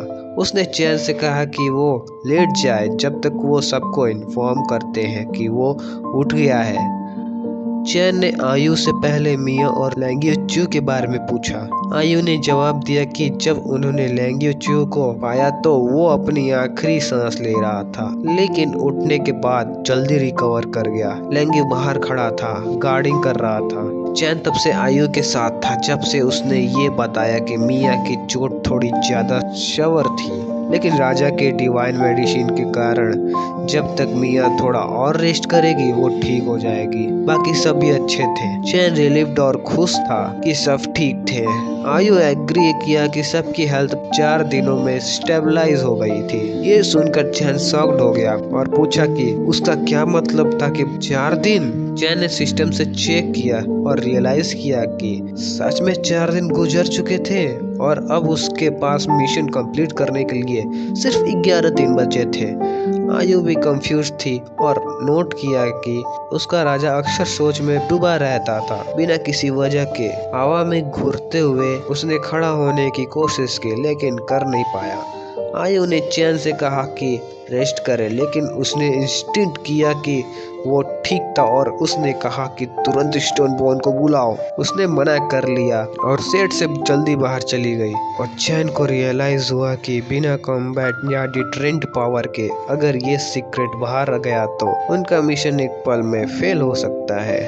अब जब उन्हें नया जगह पर मूव किया था, उन्हें जल्दी से फेंस बनाना था और बाद में उसे वुडन वॉक से रिप्लेस करना था बेटर सिक्योरिटी के लिए। जब तक स्टोनबोर्न आता, चैन ने उसे कहा कि वो बाहर से सुने। स्टोनबोर्न मान गया और चैन ने उसे छुपके से कुछ कहा जो कोई और नहीं सुन सकता था। स्टोनबोर्न फिर से उस टास्क को करने चला गया जो चैन ने दिया था। चैन को रियलाइज हुआ कि ये काफी नहीं था क्योंकि वो पिछली बार की तरह गलती नहीं कर सकता था। उसे इंश्योर करना था कि इस बार सब फुल प्रूफ हो। चैन ने फिर लैंग्यू को कहा कि उसके लिए एक टास्क था। चैन ने लैंग्यू से बोन्स और hides of the black bull king और रिट्राइव करने को कहा, इंश्योर करते हुए कि हाइड्स ज्यादा से ज्यादा इंटैक्ट रहे। लैंग्यू को इस काम के लिए चैन ने अपना ही वेपन इस टास्क के लिए दिया। दोनों के जाने के बाद आओ ने चैन को रेस्ट करने को कहा, लेकिन चैन ने मना कर दिया और कहा कि उसे बात करनी थी। उसने कहा कि अंदर आए जहां वो प्राइवेटली बात कर सकते हैं। जब आयु अंदर आई, चैन ने एक्सप्लेन किया कि उसने दूसरों लोग को इसलिए भेजा था क्योंकि वो उसे एक इम्पोर्टेंट मिशन देना चाहता था। ये सुनते ही आयु ने अफर्मेटिवली रिस्पॉन्स किया और अपने कपड़े उतारने लगी। उसने गलत समझ लिया कि चैन रोमांटिक इनकाउंटर शुरू करना चाहता था। ये गलत फैमिली देखते ही चैन टेंस हो गया और चिल्लाया कि अपने कपड़े वापस पहनो। आओ एम्बैरेस हो गई अपनी मिस्टेक रियलाइज करने पर। चैन ने फिर क्लियरिफाई किया कि वो उसे एक प्लेस टेस्ट करना चाहता था क्योंकि वो किसी का कोकोनट ग्रोव क्लैन नेगोशिएट करने के लिए भेजना चाहता था। गोल था कोकोनट ग्रोव क्लैन को प्रेस्यूट करना और चैन की कमांड को फॉलो करना। आयु ने टेंसली पूछा कि क्या चैन सोचता है कि कोकोनट ग्रोव क्लैन जो नंबर में ज्यादा है वो ज्वाइन करने के लिए एग्री करेंगे। चैन ने रिस्पॉन्स किया कि इसीलिए उन्हें अपनी टीम की स्ट्रेंथ दिखानी पड़ेगी और कोकोनट ग्रेव क्लैन को इमीडिएटली ज्वाइन करने के लिए कन्वीनियंस करना पड़ेगा। चैन ने 2 रीजंस दिया। आओ को चॉइस करने के पहले ही उनकी ट्राइब्स फीमेल लीड करती थी, तो एक औरत होने के नाते वो उसने इफेक्टिवली कम्युनिकेट कर सकती थी। दूसरा, सिर्फ आयु को उसकी करंट सिचुएशन के बारे में पता था क्योंकि उसका ऑल आउट अटैक उसकी बॉडी के कैटास्ट्रॉफिक डैमेज पहुंचाया था। ऑइंटमेंट ने हालत खराब होने से बचाया था, लेकिन उसे अब भी बेटर ट्रीटमेंट की जरूरत थी। आयु मुस्कुराई और पूछा क्या वो कोकोनट ग्रोव क्लैन को लव से डरा रहे हैं। उसने चैन को एश्योर किया कि उसे पता है क्या करना है, तो चैन रेस्ट कर सकता था और सब कुछ उसके हवाले कर सकता था। सीन शिफ्ट होता है कुछ समय बाद, जहां सैम और आयु कोकोनट ग्रोव क्लैन की तरफ जा रहे थे। सैम ने आयु से कहा कि even through coconut grove clan conflict को डिसलाइक करती थी, फिर भी सोचता था कि उन्हें उस वक्त प्रोवोक नहीं करना चाहिए। आयु ने रिस्पॉन्स किया कि उसे समझ आ गया और वो आगे बढ़ते रहे। डेस्टिनेशन पहुंचने पर सैम ने आयु को एक फाउंटेन दिखाई जहां कोकोनट ग्रोव क्लैन की हर लड़की नहा रही थी। सैम ने कोकोनट ग्रोव क्लैन के लीडर को पॉइंट आउट किया जिसे वो ढूंढ रहा था। डिस्कशन के दौरान कुछ कोकोनट ग्रोव क्लैन के मेंबर्स उन्हें देख लिए थे। सीन शिफ्ट होता है जहां आओ और Sam Lisa coconut grove clan के लीडर के सामने प्रेजेंट है। लड़कियों ने लीजा को बताया कि उन्होंने आयु और सैम को छुपाते हुए पकड़ा। उनका क्लेम था कि वो उनके क्लैन के लीडर को विजिट करने आए हैं। सैम चिल्लाया कि वो सिर्फ विजिटर्स नहीं थे बल्कि एम्बेसडर्स, उनके किंग द्वारा दिया गया टाइटल। लीजा ने उन्हें मॉक करते हुए रिस्पॉन्स किया कि आयु स्लैब जैसी रहती थी और मर्द मछलियों को मीट खिलाते थे जो कुछ दिन डिनर बनाता था। उसने सैम को आयु से अलग करवा दिया। आयु चिल्लाई कि उसने कोकोनट ग्रोव क्लैन की क्वीन से ज्यादा फॉरसाइटेड होने की उम्मीद की थी, लेकिन लगता था कि वो गलत थी। उसने डिक्लेयर किया कि जो माउंटेन ऑफ मीट देने का प्लान था वो अब बै क्लैन को मिलेगा। लीजा ने अपने अंडरलिंग से कहा कि वेट करें और आयु को अपनी बात पूरी करने दे। फिर लीजा ने आयु से पूछा कि क्या उसने माउंटेन ऑफ मीट कहा था? आयु ने अफर्मेटिवली रिस्पॉन्स किया और एक्सप्लेन किया कि ये उन लार्ज ब्लैक बुल के ग्रुप्स को रिफर करता था जो नॉर्थ रिवर के पास रहते थे। लिजा ने आयु से पूछा क्या वो कोकोनट ग्रोव क्लैन के साथ मिलकर ब्लैक बुल हियर्ड को हंट करना चाहती थी। आयु हंसी और लिजा को उन्हें अंडरस्टिमेट ना करने को कहा, एक्सप्लेनिंग कि उन्होंने ऑलरेडी ब्लैक बुल हियर्ड को गिरा दिया था और रिवर के पास एरिया अब उनका था। ये सुनते ही कोकोनट ग्रोव क्लैन की औरतें स्टंट हो गई और धीरे धीरे बात करने लगी कि आयु जरूर एग्जैगरेट कर रही थी, रिकॉलिंग कैसे उनका क्लैन पिछली बार ब्लैक बुल हियर्ड से ऑलमोस्ट खत्म हो गया था। लिजा खड़ी हो गई और आयु से पूछा कि क्या उसे पता था जो उसे झूठ बोलते हैं उनका क्या होता है। आयु कॉन्फिडेंटली बोलती है कि सबसे बड़े ब्लैक बुल को उनके किंग ने हरा दिया था। उसने लिजा को इनवाइट किया कि अगर वो नहीं मानती तो खुद दे सकती है। जब एक लड़की ने लिजा को वार्न किया, आयु हंसी और उनके चिंतों को डिसमिस करते हुए मजाक में कहा कि अगर उनके किंग चाहे तो कोकोनट ग्रोव क्लैन को आसानी से गिरा सकते हैं। सैम भी एग्री करते हुए और बोलता है कि वो अटैक करने नहीं बल्कि गिफ्ट्स देने और उनके किंग का इनविटेशन डिलीवर करने आए हैं। उसने पूछा कि सिंसियरिटी पर कोकोनट क्लैन को शक क्यों है। आयु गुस्से से ऐड करती है अगर कोई में हिम्मत नहीं है खुद आने की तो किसी को भेज सकती है मीट लेने। आयु को ऐसा देखकर लिजा थोड़ी टेंस हो जाती है लेकिन फिर भी वार्न करती है कि वो कोई ट्रिक्स ना खेले। फिर सीन शिफ्ट होता है जहाँ आयु और सैम लिजा उसकी ग्रुप के साथ वापस आते हैं। सैम बोलता है कि वो वापस आ गए हैं। स्टोनबोन सैम को शाउट करता है कि इतना बड़ा हंगामा ना करे और दूसरों की मदद करने जाए घर बनाने में। ये सुनने के बाद लड़की लिजा से पूछती है कि ये घर क्या है। आयु फिर इन्फॉर्म करती है चैन को कि कोकोनट ग्रोव क्लैन के लोग आ गए हैं। चैन को देखकर लिजा टेंस हो जाती है और उसे एक स्ट्रॉन्ग किलिंग इंटेंट फील होती है, जैसे वो एक एंशिएंट बीस्ट के सामने कर रही हो। असल में चैन ने खुद को एक एंशिएंट बीस्ट की तरह ड्रेस किया होता है। चैन आयु को बोलता है कि उसने अच्छा काम किया। चैन के इंटेंस बिहेवियर और वे को स्पीकिंग को देखकर लिजा और टेंस हो जाती है। अचानक बुशेस से एक आवाज आती है। वो मिया लैंग्यू और आयु होते हैं जो अंदर छुपे होते हैं क्योंकि चैन ने सब इंजर्ड लोगों को छुपने को कहा था ताकि वो दिखाई ना दे। अगन बोलता है कि वो सिर्फ क्यूरियस था कि कोकोनट ग्रोव क्लैन की क्वीन कैसी दिखती है। चैन फिर लिजा और उसकी क्लैन को उनके रिक्वेस्ट एक्सेप्ट करने और उनके लैंड पर आने के लिए शुक्रिया करता है। कोकोनट ग्रोव क्लैन की एक लड़की गुस्से में पूछती है कि वो मीट कहाँ है जो चैन मेंशन किया था।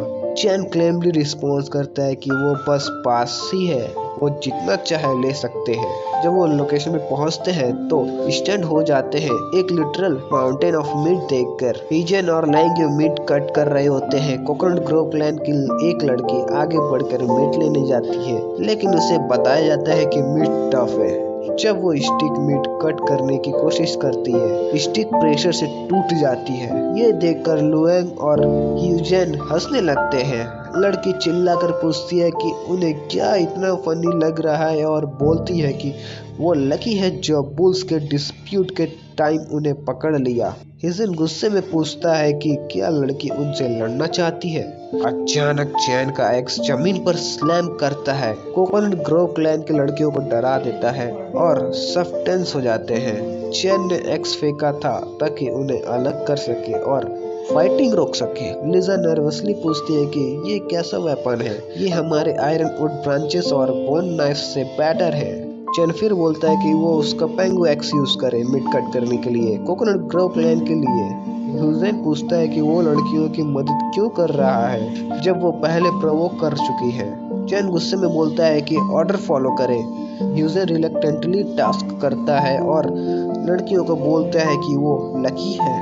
लिजा से बोलता है कि वो इंश्योर करेगा कि वो बिना किसी ट्रबल के मीट ले सकती है क्योंकि वो अपना वर्ड हमेशा रखता है और ये उसका प्रिंसिपल है। लिजा नर्वसली पूछती है कि बुल्स का हियर्ड कैसा कंक्यूर किया।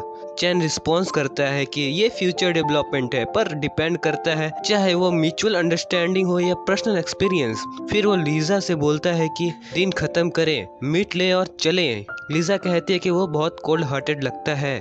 उस मोमेंट चैन टेंस हो जाता है और सोचता है कि उसका लास्ट थ्रो थोड़ा ज्यादा सोफ्ट था। अगर वो बुल लेदर बैंडेज न होता तो उसका वुंड शायद फिर से ब्लीड करना शुरू कर देता। अचानक थोड़ा ब्लड शुरू होता है और चैन को वरी होती है कि अब क्या करे। उसकी रिलीफ के लिए आओ लीजा को डिस्ट्रैक्ट कर देती है। चैन को अपना ब्लीडिंग वुंड छुपाने का टाइम मिल जाता है। आओ ने लीजा को बताया गया था कि उसके पास कुछ स्ट्रॉन्ग वेपन्स हैं जो वो कोकोनट ग्रोव क्लैन को दे सकती है, लेकिन लीजा ने मना कर दिया और कहा कि वो वेपन्स उनके लिए सूटेबल नहीं है। उसने चैन को बताया कि उनके पास भी कुछ पावरफुल वेपन्स हैं जो उन्होंने अब तक नहीं दिखाए और उम्मीद है कि कभी उन्हें इस्तेमाल करने की जरूरत भी नहीं पड़ेगी।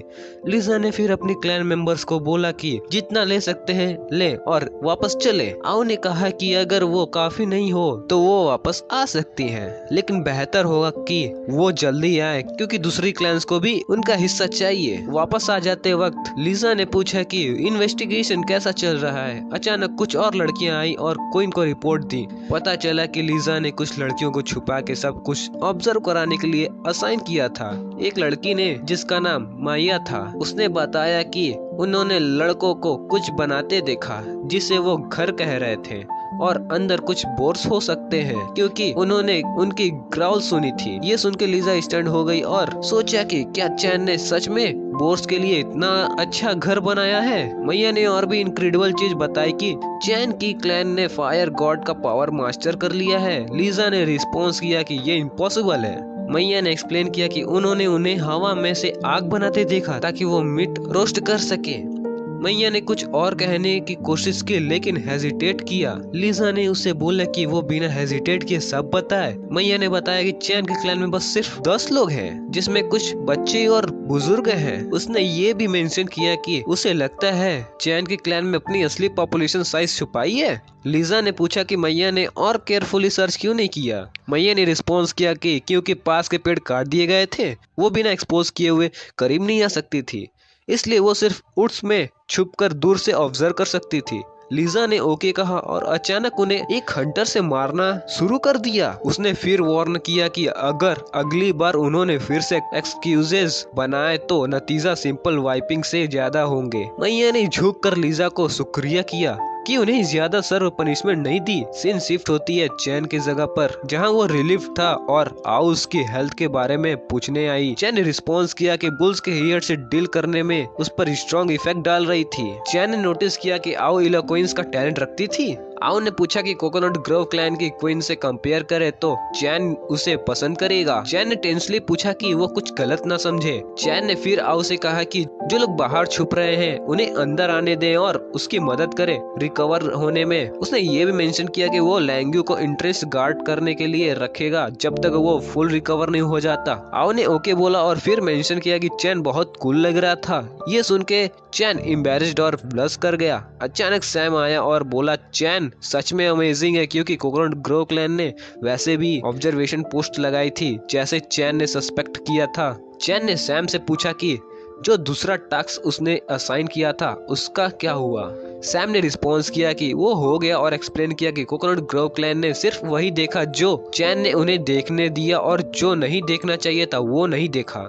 चैन ने फिर सैम को उसके हार्ड वर्क के लिए प्रेज किया। सैम खुश होकर रिस्पॉन्स किया कि ये कुछ नहीं था और मेंशन किया कि वो अब स्टोन बोन और दूसरों की मदद करने जा रहा है घर बनाने में। सैम के चले जाने के बाद आओ ने चैन से पूछा कि क्या उसे लगता है कि कोकोनट ग्रोव क्लैन सच में वॉलंटियरली उनकी क्लैन ज्वाइन करेगी। चैन ने रिस्पॉन्स किया कि अभी कहना जल्दी होगा क्योंकि अभी प्लान बस हाफ वे कंप्लीट हुआ है। उसने सजेस्ट किया कि जब कोकोनट ग्रोव क्लैन अगले बार विजिट करेगी तब वो प्लान का सेकंड हाफ पोस्ट कर सकते हैं। चैन ने फिर अपनी सेट में रेस्ट करने गया और अपनी सप्लाईज चेक किया। रियलाइज किया कि उसके पास बस 11 दिन बचे हैं और उसके इंजरी से फुल्ली रिकवर होने के लिए काफी टाइम नहीं है। उसने सिस्टम से वेयर हाउस ओपन करने को कहा और पाया कि उसके पास बस एक पैकेट ऑफ सॉल्ट था और चैन के पास एक ट्यूब हेमेटिक ऑइंटमेंट बचे थे यूज करने के लिए। चैन के सिस्टम ने दिखाया कि उसका एक्स अपग्रेड हो गया है एक्स ऑफ पेंगू में। चैन ने शॉक्ड हो गया और सोचा कि उसका एक्स कब अपग्रेड हुआ। वो और टेंस हो गया, रियलाइजिंग कि उसने इसको ओवरलुक किया जब उसने सुबह लैंग्यू को दिया था। फिर उसने अपने स्पेयर्स चेक किया और स्क्रीन पर एक्टिवेशन कंडीशन ब्लड सेक्रीफाइस दिखाई दी। चैन ने सोचा कि ये तब एक्टिवेट हुआ होगा जब वो बैटल में इंजर्ड हुआ था।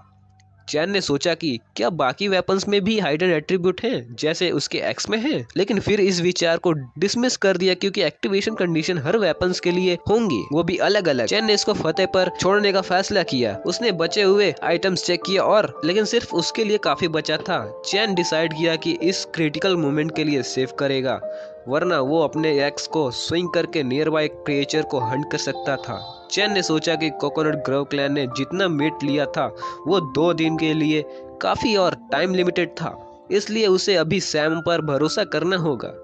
उसने लैंग्यू से सैम को बुलाने को कहा क्योंकि उसके पास उसके लिए कुछ काम था। कुछ देर बाद सैम आया और पूछा क्या हुआ। किंग चैन ने सैम से पूछा अगर उसे याद है वो काले सांड जो उन्होंने भगाए थे, और उसे बोला कि उसके पास 2 दिन है उन्हें ढूंढने और वापस रिपोर्ट करने के लिए।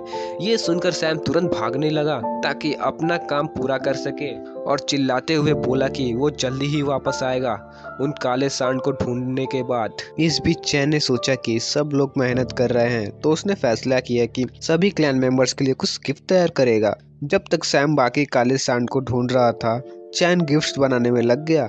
2 दिन बाद चैन ने स्क्रीन चेक किया और देखा कि मिशन कंप्लीट करने के लिए सिर्फ 9 दिन बचे हैं। उसे कुछ टेक्निकल पॉइंट्स भी मिले, स्टोन स्पेड, बोन विस्टल और एक बुल हॉर्न वाटर फ्लास्क बनाने के लिए। सिर्फ चैन ने सोचा विस्टल को स्टोरमोन को देगा ताकि उसके लिए बैटल या हंटिंग के टाइम पर कमांड करना आसान होगा। Stone spear hits wooden spear के किलिंग पावर को इनहेंस कर सकते थे, जिससे कोकोनट ग्रोव क्लैन के साथ कॉन्फ्लिक्ट होने पर उनके जीतने के चांसेस बढ़ जाते। अंत में bull horn water flask Sam के लिए था। अचानक आऊ आई और चैन को बताई कि एक अच्छी खबर है, उनके घर बन गए हैं। चैन ने कहा चलो देखते हैं, और जब चैन घर देखने गया, स्टोनबोन ने खुशी खुशी अपनी क्रिएशन दिखाई। स्टोनबोन ने चिल्लाकर पूछा ये कुल नहीं लग रहा है क्या? चैन को इतना पसंद नहीं आया, पर फिलहाल के लिए उसने हाँ में जवाब दिया। ये सुनकर सभी खुश हो गए क्योंकि अब उन्होंने केजेस में रहने या ब्रांचेस ढूंढने की जरूरत नहीं थी। सभी खुश थे और चैन अभी भी थोड़ा फ्रस्ट्रेट था।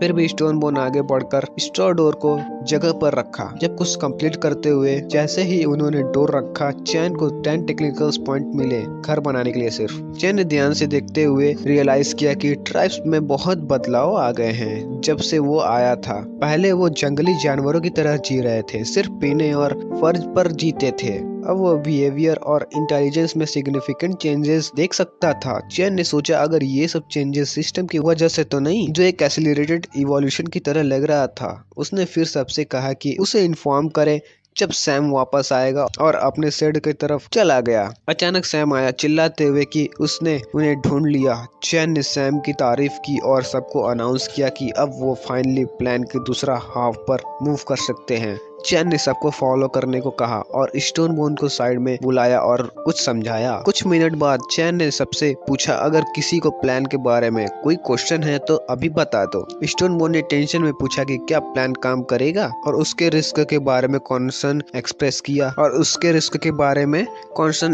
किया। सैम ने उससे एश्योर किया कि चिंता मत करो, वो संभाल लेगा और जब वक्त आएगा स्टोनबोन को उसके साथ लीड करना पड़ेगा। चैन ने फिर स्टोनबोन को विस्टल दी और समझाया कि अब वो आसानी से सबको कमांड कर सकता है। उसने सैम को बताया कि उसने उसके लिए एक गिफ्ट तैयार किया है जो मिशन के बाद देगा। सैम बहुत खुश था। आखिर में चैन मुस्कुराया और सबको याद दिलाया कि जब भी वो सिग्नल दे उन्हें उसके अकॉर्डिंगली एक्ट करना है। वेंगर और सैम, स्टोनबोन और लियांग काम करने वाले थे जो चैन ने असाइन किया था। चैन ने सोचा कि उसका मैन पावर बहुत कम है, तो उसने कोई चॉइस नहीं होने पर इंजर्ड लोगों को टास्क असाइन किया। चैन ने आउ से कहा कि मिया और लैंग्यू को बोलकर वुडन हाउस के सामने एक बड़ा बॉनफायर बनाए, पर अभी जलाए नहीं। आउ ने पूछा अगर ये उन गेस्ट के लिए है जो आने वाले हैं। चैन ने हाँ में जवाब दिया और सोचा अगर जो बात उन्होंने 2 दिन पहले सेट की थी वो काम करेगा या नहीं। थोड़ी देर बाद एक लड़की काम कर रही थी जब अचानक उसने देखा कि कोकोनट ग्रोव क्लैन के कई लोग उनके क्लैन की तरफ आ रहे हैं, तो वो टेंसली भागती हुई चैन को बताने गई कि कोकोनट ग्रोव क्लैन आ गई है, घर के अंदर आओ, उसका ख्याल रख रही थी। और चैन ने सोचा कि ये कितना अच्छा है। चैन ने सोचा कि जब वो कोकोनट ग्रोव क्लैन का सबड्यू कर लेगा तो लीजा और आयु दोनों उसका ख्याल रखेंगे। कोकोनट ग्रोव क्लैन के आने की बात सुनकर आयु बाहर गई उनका स्वागत करने। आयु ने लीजा को अंदर बुलाया, कह कर के उनका किंग पैलेस में उनका इंतजार कर रहा है। पैलेस सेट सुनकर लीजा स्टंट हो गई और सोचने लगी चैन का क्लैन एक झोपड़ी से वुडन हाउस तक कैसे ट्रांसफॉर्म हो गया। लीजा मुस्कुराई और आयु से पूछा अगर उनका किंग बाहर आने से डरा हुआ है। लीजा ने कहा कि वो दोबारा चैन के क्लैन को डिस्टर्ब नहीं करना चाहती, पर इस बार ज्यादा मिड कंपनसेशन के तौर पर ले जाएगी।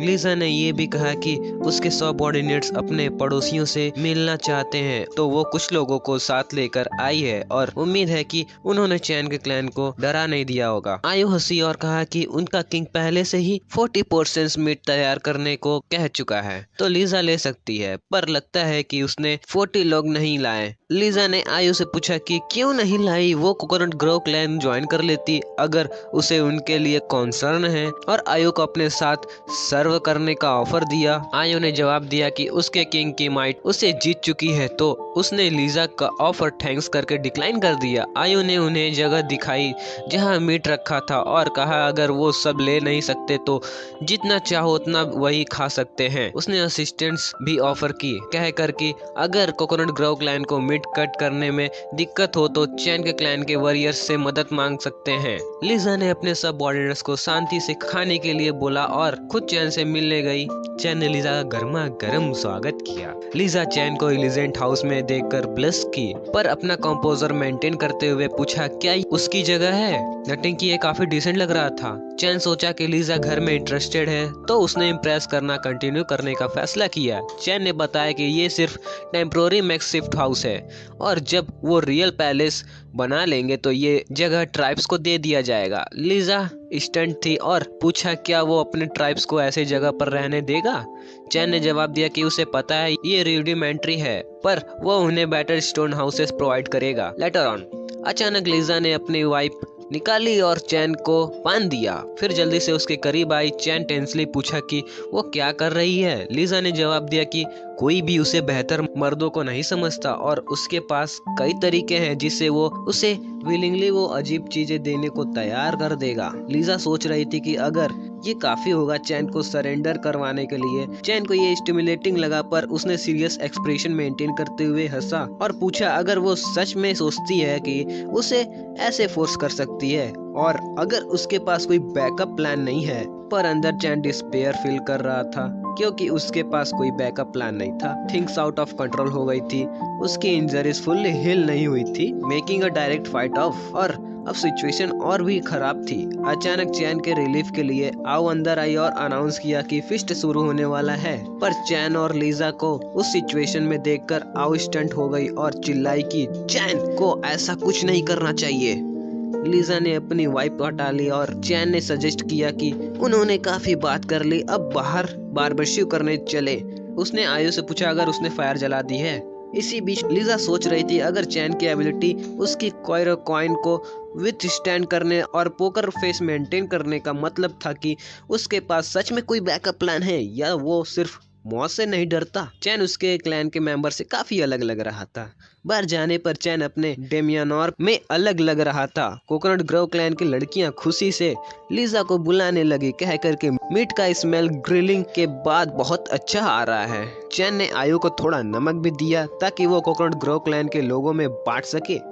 आयु ने सबको नमक ऑफर किया, सजेस्टिंग कि वो अपने खाने पर छिड़क ले ताकि फ्लेवर इनहेंस हो सके। लीजा ने गुस्से से आयु से पूछा कि वो क्या छिड़क रही है। आयु ने लीजा को जवाब दिया कि अगर उसे डर लग रहा है तो वो ना खाए, पर अपने ही क्लैन के लोगों को खाने की तारीफ करते देख लीजा समझ गई। चैन भी खुश था उन्हें एंजॉय करते देखकर, उम्मीद करते हुए कि वो जितना हो सके उतना खा ले ताकि सैम और स्टोन बोन को अपना काम पूरा करने के लिए ज्यादा वक्त मिल सके। सीन शिफ्ट होता है स्टोन बोन और जो दूसरों ब्लैक बुल के पास थे। लोग ने पूछा कि जब उनके पास ऑलरेडी मीट काफी है तो फिर बुल्स को हंट करने की क्या जरूरत है।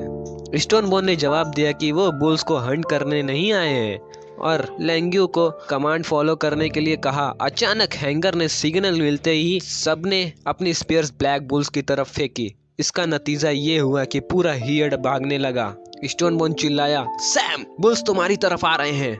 सैम ने कहा, चिंता मत करो, और एक पेड़ से खोदकर एक बुल के गले पर वार किया। इस पेड़ से सफलता पेनिट्रेट करते हुए सैम चिल्लाया, मैं कर लिया, अब ये बुल मेरा है। इस अटैक की वजह से बुल जंगली तरीके से भागने लगा। सैम ने अपना हौसला इकट्ठा करते हुए डरने की कोशिश नहीं की। उसने सोचा कि वो इस दूर से संभाल सकता है। हैंगर ने देखा कि हियर्ड इसकी तरफ जा रहे हैं तो स्टोनबोन ने सैम को सिग्नल दिया। सैम रियलाइज किया कि डायरेक्शन गलत है तो उसने बुल को राइट टर्न कराया और बुल फिर वेस्ट की तरफ भागने लगा। सीन वापस चैन के डैन में शिफ्ट होता है जहां कोकोनट ग्रोव क्लैन की लड़कियां शांति से और खुशी से खाना खा रही होती हैं। चैन सिग्नल का इंतजार कर रहा है जब अचानक कोकोनट ग्रोव क्लैन का एक डिफेंडर उसके डैन की तरफ भागते हुए आता है। लिजा नोटिस करके पूछती है क्यों वो इतना परेशान है और क्या हो रहा है। लड़की रोती हुए बताती है कि एक ग्रुप में ऑफ मेड ब्लैक बुल्स उनके कैंप में घुस गया है और हर जगह तबाही मचा रहा है और उनके डिफेंडर्स उनका मुकाबला नहीं कर पा रहे हैं। ये सुनकर लिजा गुस्से से उठती है और सबको वहां वापस आने के लिए कहती है, vying to make those crazy bulls pay. पर अंदर से वो टेंस थी, सोचते हुए कि उन्होंने हमेशा उन ब्लैक बुल से दूरी बनाई थी। उसने सोचा कि अचानक से ये डिजास्टर क्यों आया। दूसरी तरफ कोकोनट ग्रोव क्लैन के कैंप में लड़कियां ब्लैक बुल से लड़ने में असमर्थ हो गई थी। उन्होंने इस लाइट शॉट का यूज किया पर ये काफी नहीं था। उन्होंने मेले कॉम्बैट में एंगेज करने का सोचा और अपने सिस्टर्स को बचाने में नीचे कूद गई। जैसे ही एक लड़की नीचे कूदी वो बुल्स के अटैक का शिकार हो गई और फिर से मरने वाली थी। उसके रिलीफ के लिए लिजा पहुंच गई और अपनी वाइफ से बुल की टांग बांध दी। लिजा को देखकर सबको उम्मीद और खुशी का एहसास हुआ। लिजा गुस्से से चिल्लाई उन क्रेजी बुल्स पर, पूछती हुई कि उन्होंने कैसे उनके लोगों को नुकसान पहुंचाने की हिम्मत की। उसने एक बुल को गिरा दिया पर यह काफी नहीं था। बुल वापस उड़कर लिजा पर चार्ज किया, उसे हवा में उछालकर गिरा दिया और उसकी वाइफ उसके हाथ से स्लिप हो गई। चैन टाइम पर पहुंचता है और लिजा को पकड़ लेता है। वो लिजा से पूछता है कि क्या वो ठीक है। लिजा जो हार मान चुकी होती है कहती है कि वो ठीक है, लेकिन मुझे समझ नहीं आता कि वो बुल्स अचानक कहाँ से आ गए। करीबी खड़े हैंकशेयर, सैम, लो टंग और स्टोन बोन अपने चेहरे छुपाते हुए मासूम बनने की कोशिश कर रहे होते हैं क्योंकि ये पूरा हादसा उन्होंने ही करवाया था। चैन गुस्से से बुल को घूरता है और पूछता है कि क्या उन्हें अपने पुराने गांव भूल गए हैं जो भर चुके हैं। बुल्स गरजते हैं और चैन की तरफ बढ़ने लगते हैं। चैन परेशान हो जाता है और सोचता है कि शायद ये बुल्स उसे नहीं पहचान रहे हैं। वो सोचता है कि क्या उसका ब्लैक बुल किंग की चमड़े से बना लेदर को क्लॉक इन्हें डराने के लिए काफी नहीं है। चैन की राहत के लिए वो बुल्स पीछे हटने लगते हैं। चैन चिल्लाता है कि लगता है इनके झुंड का नया राजा आ गया है। वो बुल बॉस से कहता है कि वो पिछले वाले किंग के मुकाबला काफी कमजोर लग रहा है। फिर वो कहता है कि अब वो यहाँ रह सकते हैं। तभी चैन के क्लैन के सभी लोग बुल्स पर अटैक कर देते हैं। स्टोन बोन सैम से कहता है कि बुल बॉस पर ध्यान लगाए। स्टोन बोन की मदद से सैम बुल के ऊपर जंप करता है और उसे कंट्रोल करने की कोशिश करता है। चैन देखता है कि सैम मेन फाइटिंग का टैलेंट है। जब चैन का क्लैन बुल्स पर कब्जा करने की कोशिश कर रहा होता है, चैन लिजा से कहता है कि वो यहाँ से चली जाए, लेकिन लिजा मना कर देती है और कहती है कि झुंड अभी भी बिखर नहीं रहा है। चैन लिजा को लड़ने से रोकता है और कहता है कि वो मॉन्स्टर का सामना नहीं कर पाएगी और उसके पास इतने लोग नहीं है जो उन्हें बचा सकें। वो कहता है कि लड़ने जाने मतलब मौत के मुंह में जाना होगा। लिजा चुप हो जाती है और समझ में नहीं आता है कि वो क्या बोले। चैन लिजा से फिर पूछता है कि वो अपने लोगों को टेम्पोररी तौर पर उसके घर क्यों नहीं ले जाती जहां वो ठीक हो सकते हैं और सही वक्त का इंतजार कर सकते हैं। अपनी जगह वापस लेने के लिए वो लिजा को भरोसा दिलाता है कि वो उन्हें घर, खाना और सुरक्षा देगा। आयु अभी लिजा से कहती है कि उनके लोग लड़ने की हालत में नहीं है। वो पूछती है कि क्या लिजा चाहती है कि वो सब बेकार हैं, मैं अपनी जान गंवा दें। आखिर लिजा अनाउंस करती है कि कोकोनट ग्रोव क्लैन के लोग घायलों की मदद करें और नॉर्थ की तरफ चैन के घर चलें। ये सुनकर लड़की आऊ गुस्से से भर जाती है, लेकिन वो क्वीन के ऑर्डर को मना नहीं कर सकती थी। वो घायलों को चैन के लोगों के साथ भेजने लगती है। चैन आयु को जिम्मेदारी देता है कि वो कोकोनट क्लैन को उनके कैंप तक ले जाए, जबकि वो और स्टोनबोन पीछे रुककर उनके लिए वक्त खरीदते हैं। आयु मान जाती है और सब चले जाते हैं। इस बीच स्टोन बोन और दूसरे लोग लड़ रहे होते हैं, लेकिन आयु भी फाइट में शामिल हो जाती है।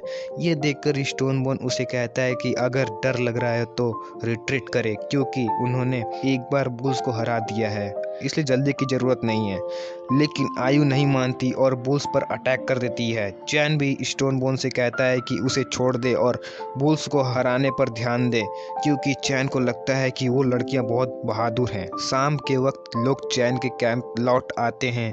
चैन के साइड की एक लड़की माया खुशी से सबका स्वागत करती है और कहती है कि वो खुश है कि सब सुरक्षित है।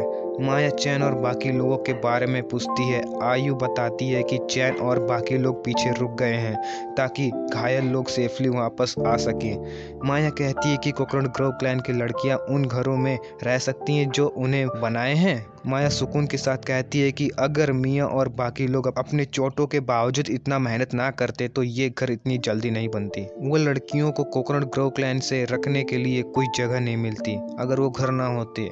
उसके बाद आयु ने लीजा से कहा कि सभी लोग घरों में सेटल हो गए हैं और खाना और सुरक्षा गारंटेड है, इसलिए चिंता करने की कोई ज़रूरत नहीं है। उसने लीजा से कहा कि वो अभी के लिए रेस्ट करे। लीजा ने थैंक यू के साथ जवाब दिया। आयु ने सुकून की सांस ली क्योंकि सब कुछ स्मूथली हो गया था और उसने चैन की बातें याद की। चैन ने उसे कहा था कि पूरे प्लान का फोकस कोकोनट ग्रोव क्लैन को मिनिमम कॉस्ट पर काबू करना था, क्योंकि टफ बैटल के बाद और ज़्यादा चोटों का रिस्क नहीं ले सकते थे। अब सिर्फ उनके प्लान का लास्ट स्टेप बचा था। सीन अगले दिन शिफ्ट होता है, जहां मिया हिजो सीओ से पूछती है कि क्या कल रात सब कुछ स्मूथली चला। आओ ने हाँ में जवाब दिया और कहा कि पूरी रात गार्ड कर रहा था और कुछ नहीं हुआ। आयु लीजा के घर के पास गार्ड कर रही थी जब उसे लगा कि ऊपर बादल छा गए हैं। ऊपर देखा तो वो मिया थी जो उसे मिलने आई थी। आयु ने गुस्से में मिया से पूछा कि उसे क्या चाहिए। मिया ने कहा कि उसके किंग ने लीजा को अपने पैलेस में इनवाइट किया है क्योंकि उन्हें उसे कुछ इम्पोर्टेंट डिस्कशन करनी थी। सीन चैन पर शिफ्ट होता है जो अपना सिस्टम चेक कर रहा होता है और टेंस होता है क्योंकि मिशन कंप्लीट करने के लिए सिर्फ 8 दिन बचे थे। कोई डोर नॉक करता है और वो लीजा होती है जो उसे मिलने आई थी। लीजा ने बताया कि आयु ने उसे क्लैन मर्जन के बारे में बताया है और उसका जवाब नो है। वो मान नहीं सकती। लीजा ने यह भी कहा कि चैन ये सोचने की गलती ना करे, वो उन्हें फोर्स कर सकता है सिर्फ इस वजह से कि उनका coconut grove clan temporarily weak है। चैन ने जवाब दिया कि वो फोर्स नहीं कर रहा बल्कि एक ट्रेड ऑफर कर रहा है। उसने कहा कि वो लीजा को सिखाएगा कैसे घर बनाने हैं, वेपन्स क्राफ्ट करने और आग लगानी है और बदले में कोकोनट ग्रोव क्लैन को उसके ट्राइब में मर्ज करना पड़ेगा। चैन ने फिर लीजा से रिक्वेस्ट की वो उसका प्रपोजल एक्सेप्ट करे और उसके प्रोटेक्शन में रहे। चैन ने लीजा के करीब आया और कहा कि कभी कभी सिर्फ हिम्मत से काम नहीं चलता। उसने याद दिलाया कि लीजा बे क्लैन की ब्रूटलिटी और जाइंट स्टोन क्लैन की स्ट्रेंथ के बारे में उसे ज्यादा जानती है। चैन ने कहा कि अभी वो एक जख्मी हिरन की तरह है और जल्दी ही खून के प्यासे शिकारी उसके खुशबू लेकर उसका शिकार करने आ जाएंगे।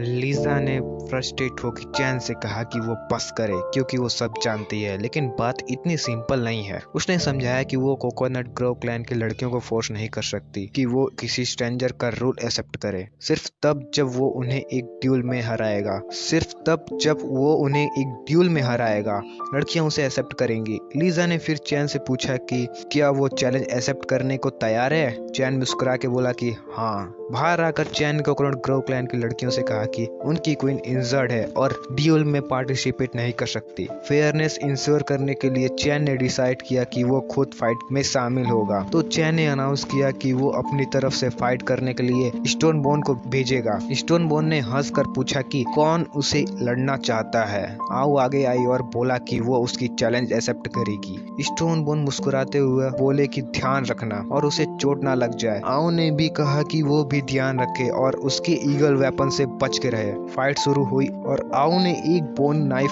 स्टोन बोन की तरफ फेंका। शुरू में स्टोन बोन हंस रहा था, लेकिन फिर उसने देखा कि चैन उसके बिल्कुल पीछे खड़ा था और आगे वो अटैक से बचने की कोशिश करता है। और अगर वो अटैक से बचने की कोशिश करता तो चैन को चोट लग सकती थी। इसलिए स्टोन बोन ने पहले नाइफ को अपने एक्स से ब्लॉक किया, लेकिन अचानक दूसरी नाइफ ने उसका हेलमेट छोड़ा और उसे थोड़ा सा नुकसान पहुंचाया। स्टोन बोन ठीक था, लेकिन गुस्सा हो गया और एग्रेसिव तरीके से आओ की तरफ बढ़ने लगा। आओ खतरे में थी, तभी कोकोनट ग्रोव क्लैन की लड़कियां ग्रुप से कूद कर आई और नाइफ स्टोन बोन के हेलमेट की तरफ फेंकी। उसके साथ ही आओ ने स्टोन बोन को जमीन पर गिरा दिया। स्टोन बोन ने गुस्सा होते हुए बोला कि उसे एम्बुश किया गया था और ये फियर ड्यूल नहीं था। जैसे ही स्टोन बोन जमीन पर गिरता है, आओ ने एक नाइफ उठाई और चैन की तरफ जंप करके उसे अटैक करने की कोशिश की, लेकिन चैन ने अपनी जगह से एक इंच भी नहीं हिला, क्योंकि उसने पहले से हैंगर को इस काम के लिए असाइन कर दिया था। हैंगर पैलेस के रूफटॉप पे छुपा हुआ था और आयु को बचाने के लिए उसने एक स्पीयर आओ की तरफ फेंका। स्पीयर ने आयु को गिरा दिया। ये देखकर कोकोनट ग्रोव क्लैन की सभी लड़कियां टीना की तरफ दौड़कर गई। गुस्सा होकर और चैन पर चीखकर उन्होंने उसे डर्टी खेलने का इल्जाम लगाया और कहा कि वो उन्हें अपने टेरिटरी में लाने के लिए साजिश कर रहा था। स्टोन बोन ने और आयु दोनों टेंस हो गए। सिचुएशन बहुत इंटेंस हो गई थी। लड़कियां लीजा से ऑर्डर देने को कह रही थी और कह रही थी कि वो सबको मार डालेगी। चैन भी टेंस हो गया था, क्योंकि उसने एंटिसिपेट किया था कि प्लान में असैसिनेशन हो सकती है और वो सोच रहा था कि कोकोनट ग्रोव क्लैन की लड़कियां फाइट प्रोवोक करने की कोशिश कर रही थी। चैन को ये भी सोचने का वक्त मिला कि ये लीजा का ऑर्डर था या कुछ ऐसा हो रहा था जो उसके ज्ञान के बिना हो रहा था। अगर लीजा कोई ने ये ऑर्डर दिया था तो वो उसे हॉस्टेज बना सकता था। चैन के सरप्राइज के लिए लीजा ने गुस्सा होते हुए अपने क्लैन को रोकने का ऑर्डर दिया। वो चीख कर बोली कि क्या उन्हें लगता है कि उनका छोटा सा प्लॉट उसे धोखा दे सकता है। उसने कहा कि वो कभी भी अपने दोस्तों को ऐसा बेइज्जत नहीं होने देगी जो उन्होंने मदद की थी। लीजा ने शेयर किया कि वो नहीं चाहती कि ये इन्वेस्टिगेट हो कि किसी ने असैसिनेशन प्लान में हिस्सा लिया था, लेकिन ड्यूल उनकी हार थी। फिर उसने चैन से कहा कि आओ कोकोनट ग्रोव क्लैन की सबसे लॉयल और बहादुर वॉरियर थी और अगर वो ना होती तो आओ अपनी डिग्निटी और प्राइड को छोड़कर ऐसे ही कुछ नहीं करती। लीजा तब बोली कि उसे पता था कि चैन के पास अद्भुत शक्तियां हैं जो चमत्कार करने में सक्षम है। उसने चैन से कहा कि क्या वो इतना उधर हो सकता है कि टीना की जान बख्श दे।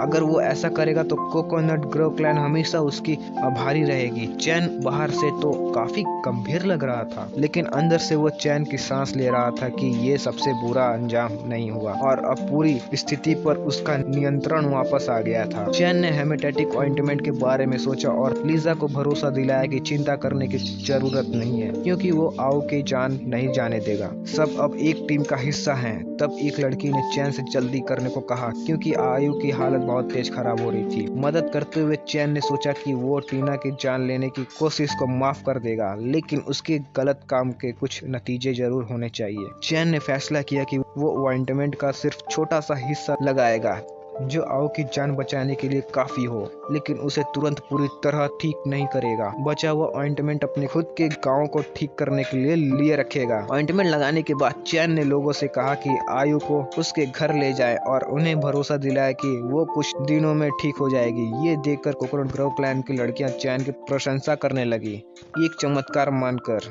चैन ने लीजा को गले लगाया और पूछा क्या अब उसके लोग उसके ट्राइब में शामिल हो सकते हैं। खुशी से शर्माते हुए लीजा ने हाँ कहा। चैन मुस्कुराया और लीजा ने कहा कि वो अपने लोगों के नेतृत्व करना जारी रख सकती है, बस उसके आदेशों का पालन करना होगा।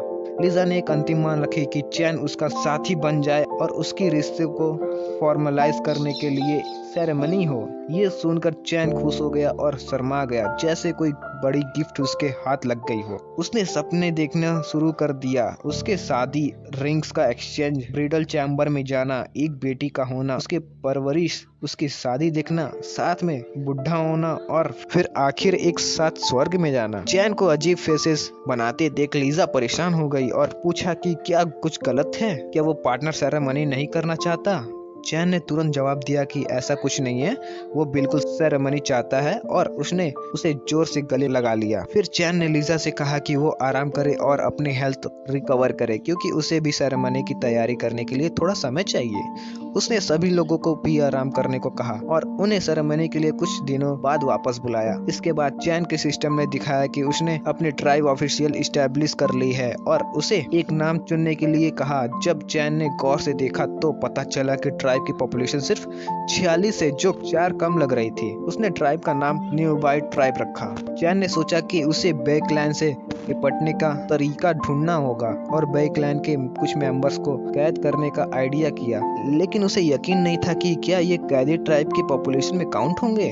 तभी चैन ने कोकोनट ग्रोव क्लैन की कुछ लड़कियों को आपस में बात करते हुए सुन लिया। वो लोग बात कर रहे थे कि उन्हें पहले चैन का मुस्कुराता चेहरा पसंद आता था, लेकिन अब उसे उस मर्दों की तरह बनना पड़ेगा जो पहले पार्टनर्स बनने थे और सेरेमनी में क्वीन के हाथों काटकर टुकड़ों में बांट दिए गए और फिर उन्हें खा लिया गया। चैन ये सुनकर टेंशन में आ गया और सोचने लगा कि क्या क्वीन सच में मर्दों को खा लेती थी। शायद इसी वजह से कोकोनट ग्रोव क्लैन में आदमियों की कमी थी। तभी कोई चैन के पीछे आया, जिससे वो डर कर जोर से चिल्ला पड़ा और बोला कि उसे नुकसान न पहुंचाए। मिया सामने आई और बताया कि वो ही है और पूछा कि चैन इतना डरा हुआ क्यों है। चैन अभी भी डरा हुआ पूछा कि वो क्या चाहती है। मिया ने पूछा कि क्या चैन सच में उस बदतमीज औरत लीजा का पार्टनर बनने वाला है। चैन ने जवाब दिया कि शायद उसे अपने फैसले पर दोबारा सोचना चाहिए और हो सकता है कि उसने लीजा के साथ सेरेमनी के लिए हाँ करने में जल्दबाजी कर दी हो। मिया ने पूछा कि क्या वो सच बोल रहा है। चैन ने बताया कि उसे लगा था कि वो एक दुल्हन पा रहा है, लेकिन असलियत में लीजा एक प्रेइंग मंतिस जैसी निकली।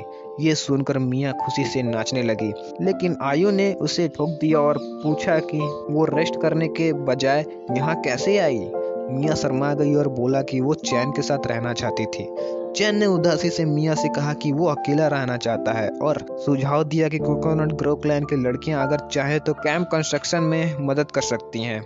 आयु ने इस बात को मान लिया और मिया को वापस ले जाने लगी। इसके बावजूद मिया लगातार चैन से रिक्वेस्ट करती रही कि वो लीजा की बजाय उसे कंसीडर करे। इस सब के बाद चैन ने फैसला किया कि वो अगले दिन लीजा के साथ इस सिचुएशन पर बात करेगा। अगले दिन जब चैन उठा, उसने देखा कि सभी लोग एक दूसरे के साथ अच्छे से मिलजुल रहे हैं और कोकोनट ग्रोव क्लैन भी घर बनाने में मदद कर रही थी। चैन फार्मिंग एरिया की तरफ गया जहाँ कोकोनट ग्रोव क्लैन के टेम्पोररी रेसिडेंट रह रहे थे।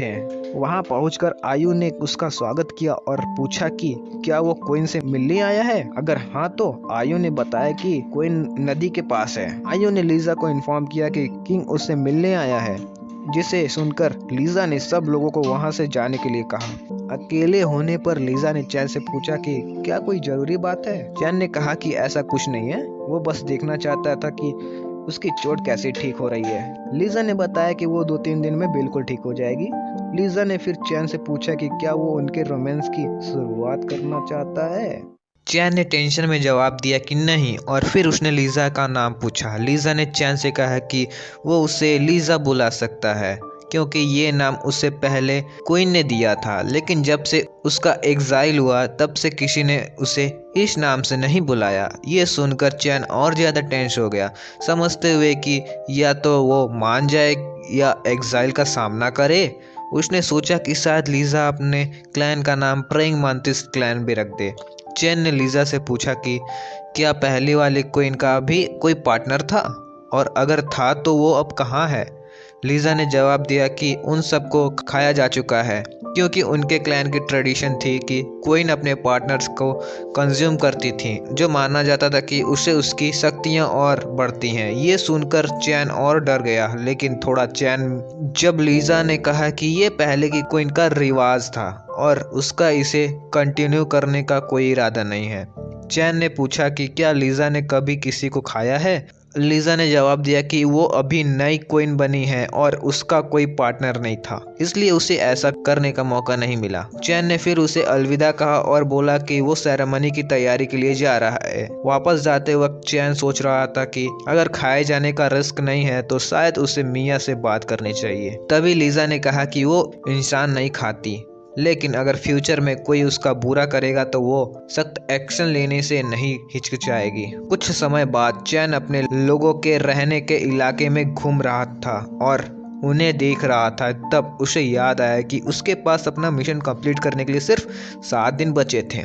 इसलिए उसने पहले कुछ प्रिजनर्स को पकड़ने का फैसला किया। चैन ने स्टोन बोन से कहा कि वो थोड़ी देर के लिए बाहर जा रहा है और उस दौरान वो सभी के काम ऑर्गेनाइज करे। अगर कोई इमरजेंसी हो तो किसी को उसे ढूंढने के लिए बीच के साउथ एरिया भेजे। फिर सीन साउथ सी के बीच पर शिफ्ट हुआ, जहां चैन एक अजीब नज़ारा देखकर शॉक्ड हो गया। उसने सोचा कि ये कैसे हो गया? क्या बेकलैंड का सफाया हो गया? डोडो बर्ड्स लाशों के पास बेबस घूम रहे थे। इससे चैन को समझ आया कि अभी के लिए वो सुरक्षित नहीं है। उसने बेकलैंड के लोगों की लाशों को चेक किया और देखा कि अभी उनमें से कुछ इलास्टिसिटी थी और कोई बदबू नहीं थी। मतलब ये लड़ाई ज्यादा देर पहले खत्म नहीं हुई है। चैन ने देखा कि उनके उंगलियों के पंजे बहुत तेज थे और उनके घाव भी उन्हीं पंजों से मिलते थे। उसने सोचा कि शायद बेकलैंड के लोगों आपस में ही लड़ रहे थे। तभी उसे एक लाश मिली जो अंदर से बिल्कुल ठीक थी, लेकिन दर्दनाक मौत हुई लग रही थी। चैन ये सोच ही रहा था कि क्या हुआ होगा, तभी सैम अचानक आया और चिल्लाया कि बेकलैंड के लोग उनकी जगह तबाही मचा रहे हैं। चैन टेंशली बेस की तरफ दौड़ गया। सीन बेस पर शिफ्ट होता है, जहां स्टोनबोन सबको समझा रहा होता है कि एक साथ रहें, अपनी ताकत बचाएं और क्लोज कॉम्बैट के लिए तैयार रहें। उन्होंने वुडन स्पीयर्स फेंकने की कोशिश की, लेकिन बेकलैंड के लूनाटिक्स उसने बिल्कुल असरहीन लगे। स्टोनबोन ने सबको बोला कि पैनिक ना करे और कुछ भी करें, लेकिन लूनाटिक्स को पानी में ले जाने ना दें, क्योंकि अगर एक बार पानी में चले गए तो उनके खिलाफ जीतना नामुमकिन होगा। लूनाटिक्स ने चार्ज किया, लेकिन स्टोन्स फेंक कर उनका चार्ज डिसरप्ट कर दिया गया। तभी क्वीन लीजा की रेनफोर्समेंट पहुंची। लीजा ने स्टोनबोन से पूछा कि क्या हो रहा है और क्या दुश्मन बेकलैंड के हैं। उसने ये भी पूछा कि बेकलैंड जो यूजुअली साउथर्न ईस्ट पर रहते हैं, उनकी बेस पर अचानक कैसे आ गए। स्टोनबोन ने जवाब दिया कि उसे पता है, लेकिन लूनाटिक्स अजीब बिहेव कर रहे हैं और साउथ रिवर्स के उनके बेस की तरफ चार्ज कर रहे हैं। तभी लड़ाई शुरू हो गई। दोनों तरफ के लोग फायरिशली लड़ रहे थे। लीजा भी न्यू वाई क्लैन के मेंबर्स के साथ मिलकर लड़ रही थी। लीजा ने बेकलैंड के लोगों से बात करने की कोशिश की, लेकिन उन्होंने कोई जवाब नहीं दिया। लीजा को शक होने लगा कि बेकलैंड के साथ कुछ बहुत गलत हो रहा है। जब लीजा के बेकलैंड के मेंबर से लड़ रही थी, एक और बड़ा लूनाटिक्स उस पर छुपकर अटैक करने की कोशिश कर रहा था। तभी चैन ने पूरी ताकत से अटैक किया, लेकिन लूनाटिक्स ने आसानी से अटैक को झेल लिया, जो चैन के लिए चौंकाने वाली बात थी। इसी बीच दो बेकलैंड के मेंबर्स ने चैन पर छुपकर अटैक करने की कोशिश की, लेकिन हैंगर और लैंगवई बीच में आ गए। उन्होंने उन दोनों पर अटैक किया और उन्हें बेहोश कर दिया, और दोनों ने घोषणा की अगर बेकलैंड उनके किंग पर अटैक करना चाहता है तो पहले उनसे लड़ना होगा। चैन ने हैंगर सिर और लैंगवई की तारीफ की और बोला कि वो छोटे फ्रैक्स उनके हवाले कर रहा है। उसने लीजा से भी पूछा कि क्या वो उसके लोगों की मदद कर सकती है उन छोटे फ्रैक्स से निपटने के लिए, क्योंकि उसे अपने सामने वाले अपोनेंट पर पूरी तरफ से फोकस करना था। लीजा ने हाँ कहा और लड़ाई में शामिल हो गई। चैन ने सभी से कहा कि जब तक उसकी लड़ाई का आउटकम क्लियर नहीं हो जाता तब तक वो सभी पर भरोसा कर रहा है। तब चैन ने बड़ा लूनाटिक से कहा कि उसे पता नहीं बेकलैंड के साथ क्या हुआ, लेकिन इसके न्यू वाई क्लैन से कोई लेना देना नहीं है। उसने ये भी सजेस्ट किया कि शायद लूनाटिक्स ने गलती से उन्हें अपने टारगेट समझ लिया, लेकिन बिना कुछ सुने बड़ा लूनाटिक्स चैन पर अटैक करने लगा।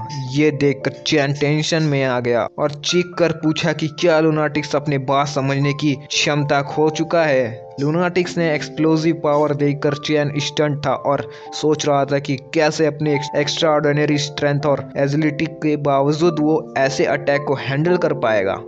उससे लगा कि वो लूनाटिक्स के सामने एक स्क्विशी डैमेज डीलर से ज़्यादा कुछ नहीं है, क्योंकि चैन अपने लोगों से गिरा हुआ था, इसलिए वो अपने एक्स के हाइड एंड स्किल का कैजुअली इस्तेमाल नहीं कर सकता था। जब चैन गहराई से सोच में था तभी उसका ध्यान लूनाटिक्स के अटैक से हट गया और लूनाटिक्स ने उसके हाथ पर काट दिया। चैन की खुशी की बात थी कि बुल किंग के क्लॉक के प्रोटेक्शन की वजह से वो सेफ था। अगर क्लॉक ना होती तो लूनाटिक्स के तेज दांतों की वजह से उसका लेफ्ट हैंड फट गया होता।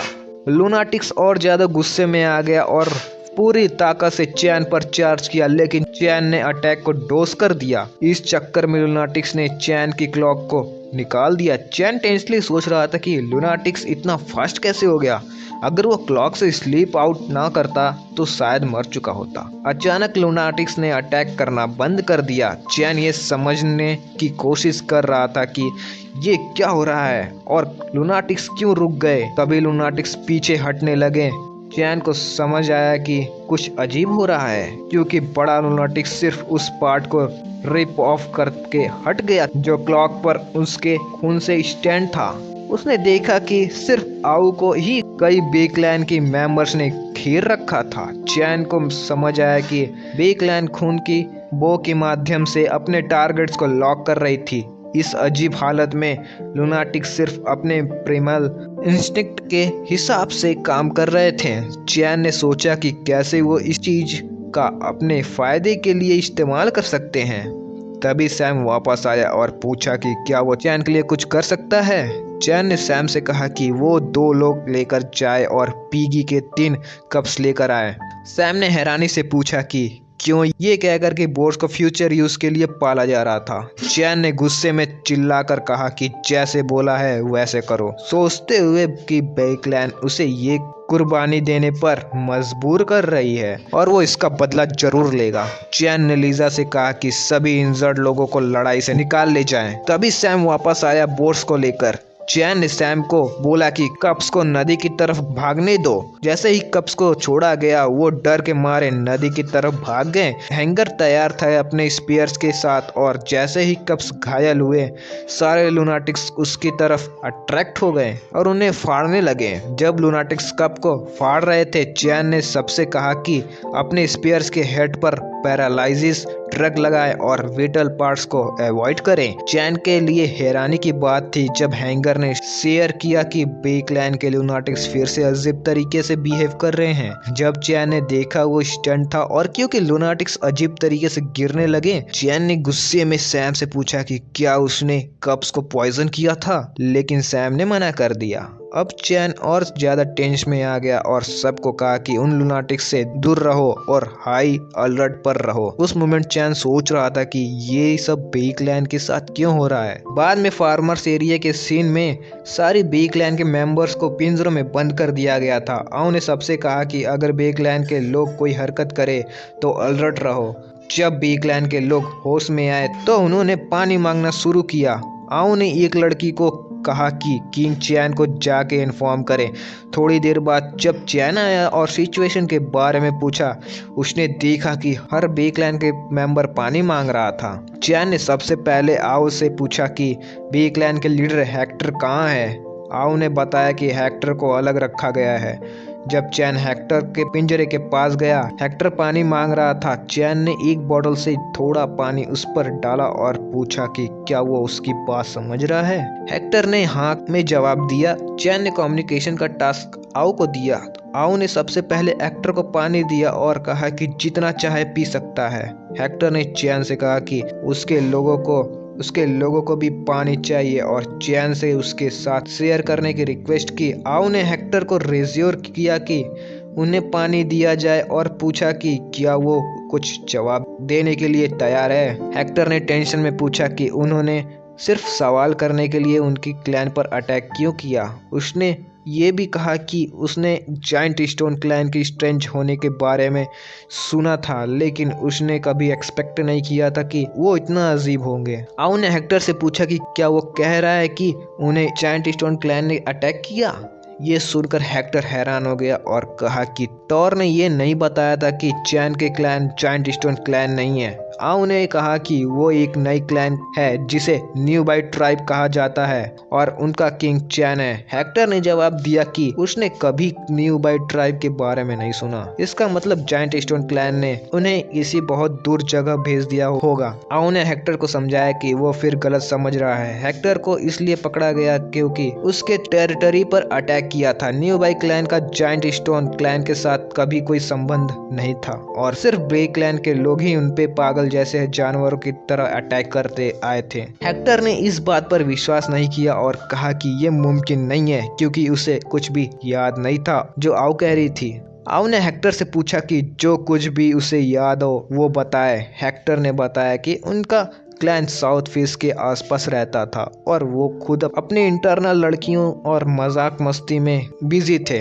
एक दिन उनके क्लैन का एक बच्चा हेक्टर के पास रोता हुआ आया और बोला कि उसका डोडो बर्ड छीन लिया गया है। हेक्टर ने उसे हिम्मत दी और कहा कि अपनी चीज वापस पाने के लिए खुद लड़ना सीखो। ये सुनकर कि शायद स्केली और उसके लोगों ने वो बर्ड छीना हो, लेकिन बच्चे ने मना कर दिया और कहा कि ये काम किसी अजीब लोगों ने किया है। जब हेक्टर ने देखा तो उसने जायंट स्टोन क्लैन के लोगों को अपने टेरिटरी में पाया। हेक्टर ने गुस्से में पूछा कि वो उनकी टेरिटरी में क्यों आए हैं, लेकिन जायंट स्टोन क्लैन के लीडर ने बिना कुछ बोले अपने लोगों को बे क्लैन पर हमला करने का आदेश दे दिया। हेक्टर हैरान था कि जायंट स्टोन क्लैन ने बिना किसी वजह के उन पे अचानक से अटैक किया। उसने समझाया कि उस फाइट के दौरान वो बेहोश हो गया था और जब उसने होश संभाला तो वो अपने आप को न्यू बाई क्लैन के पिंजरे में पाया। चैन ने हेक्टर को बताया कि वो कुछ देर पहले उनके गाँव गया था, लेकिन वहाँ कोई जिंदा नहीं बचा था। चैन ने कहा कि अगर उन्होंने बे क्लैन के बच्चे कुछ लोगों की जान नहीं बख्शी होती तो बे क्लैन का पूरा नाम जीरो निशम मिट गया होता।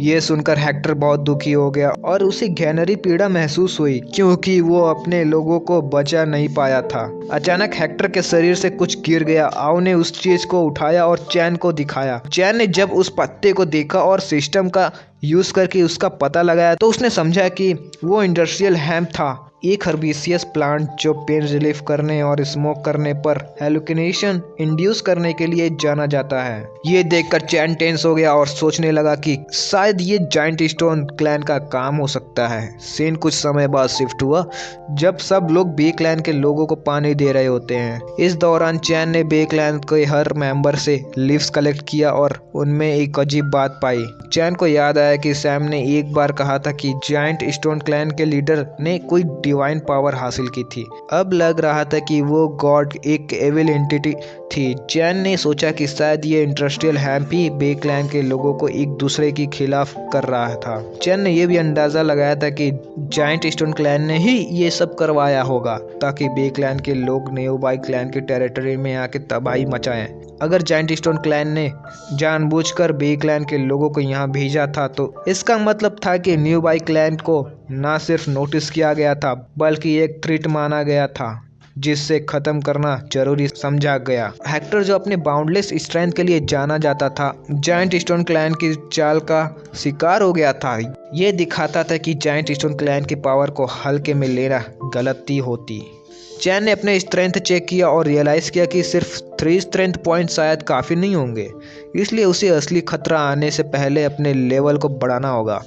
तभी आउ चैन के पास आई और उसे बताया कि हेक्टर मेंटल कोलैप्स के करीब है और अगर ऐसे हुआ तो वो जवाब देने के लायक नहीं होगा। चैन ने जवाब दिया कि उनके पास हेक्टर के शांत होने का इंतजार करने का समय नहीं है क्योंकि खतरा आसपास छुपा हो सकता है और कभी भी वार कर सकता है। आउ ने पूछा कि क्या चैन का मतलब है कि जायंट स्टोन क्लैन उनके बेस पर अटैक करने की प्लानिंग कर रहे हैं। चैन ने शेयर किया कि समझाना मुश्किल है लेकिन उसका विश्वास है कि giant stone clan industrial hemp leaves का इस्तेमाल बे क्लैन के लोगों को कंट्रोल करने के लिए कर रहे हैं। उसने जोर दिया कि उन्हें यह नहीं पता अगले पल क्या होगा, इसलिए हेक्टर की यादों को जल्दी से ट्रिगर करना जरूरी है ताकि ज्यादा जानकारी मिल सके। चैन ने ब्लैक स्टोन से कहा कि वो खुद को दोष देना बंद करे क्योंकि एक बार अगर कोई इंडस्ट्रियल हेम्प लीव्स को पॉइजनियस स्मोक इनहेल कर लेता है तो चाहे वो कितनी भी मजबूत हो फायदा नहीं होता। चैन ने हेक्टर से कहा कि वो लीफ को देखे।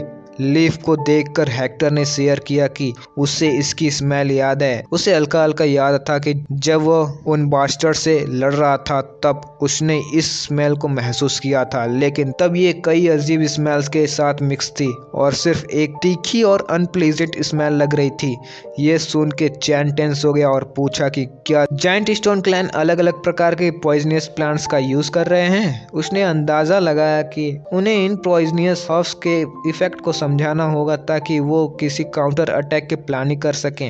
हेक्टर ने पूछा कि क्या किंग चैन जॉइंट स्टोन क्लैन से निपटने जा रहा है। उसने सजेस्ट किया कि बे क्लैन के लोगों को भी साथ देना चाहिए। उसने कहा कि अगर वो अपने साथियों का बदला नहीं ले सकता तो वो पूरी जिंदगी पछताएगा। बे क्लैन के दूसरे मेंबर्स भी चिल्लाकर बोले कि वो भी अपने गिर गए साथियों का बदला लेना चाहता है और इसके लिए वो कुछ भी करने के लिए तैयार है। चैन ने सोचा कि हालांकि उसने अभी भी अपने मेन क्वेस्ट के लिए और लोगों की जरूरत है, लेकिन अब सिर्फ 4 लोग ही कमी हैं। तभी हेक्टर ने चैन की सोच को तोड़ा और कहा कि उनके नोजेस बहुत सेंसिटिव हैं। उसने चैन को अपनी मदद ऑफर की और कहा कि वो पॉइजनस हर्ब को पहचान और ट्रैक कर सकते हैं, जो चैन के लिए जरूर और मददगार होगा। चैन ने जवाब दिया कि इसी वजह से वो चिंता कर रहा था। हर्ब्स को ट्रैक करने की उनकी एबिलिटी के बावजूद उनके ब्लड की स्मेल के प्रति सेंसिटिव का मतलब था कि अगर बे क्लैन के लोग फिर से अपना कंट्रोल खो देते तो इसका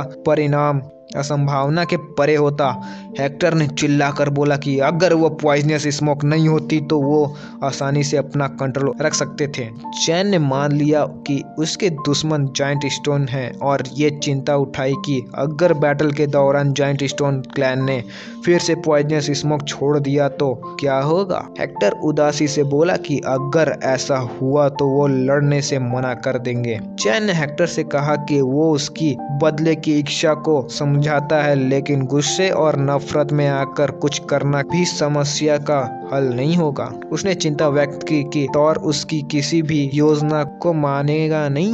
हेक्टर ने जवाब दिया कि वो बे क्लैन की आखिरी बचे हुए लोग हैं और जब तक चैन उनकी बदला लेने में मदद करेगा उनके जीवन चैन का होगा। चैन ने हेक्टर से कहा कि अगर हेक्टर उनकी ट्राइब में समय व्यय कर ले और न्यू बाई क्लैन के प्रति वफादार रहने की शपथ ले तो वो उन्हें गारंटी करता है कि वो बदला लेंगे। लेकिन चैन ने साफ किया कि बे क्लैन के सभी सदस्यों को व्यक्तिगत रूप से बदला लेने का मौका नहीं मिलेगा। चैन ने हेक्टर से फिर पूछा कि उसे इस अरेंजमेंट के बारे में क्या सोचना है।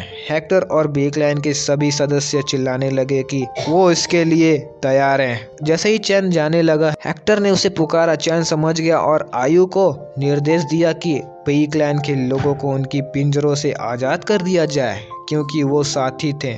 इसके बाद चैन के सिस्टम ने दिखाया कि उसने ट्राइब मिशन कंप्लीट कर लिया है और क्वेस्ट रिवॉर्ड मिल गया है। रिवॉर्ड के तौर पर चैन को 3 एट्रीब्यूट पॉइंट्स के एक लार्ज मटेरियल चेस्ट और एक हेरिटेज प्लेगियो मिला।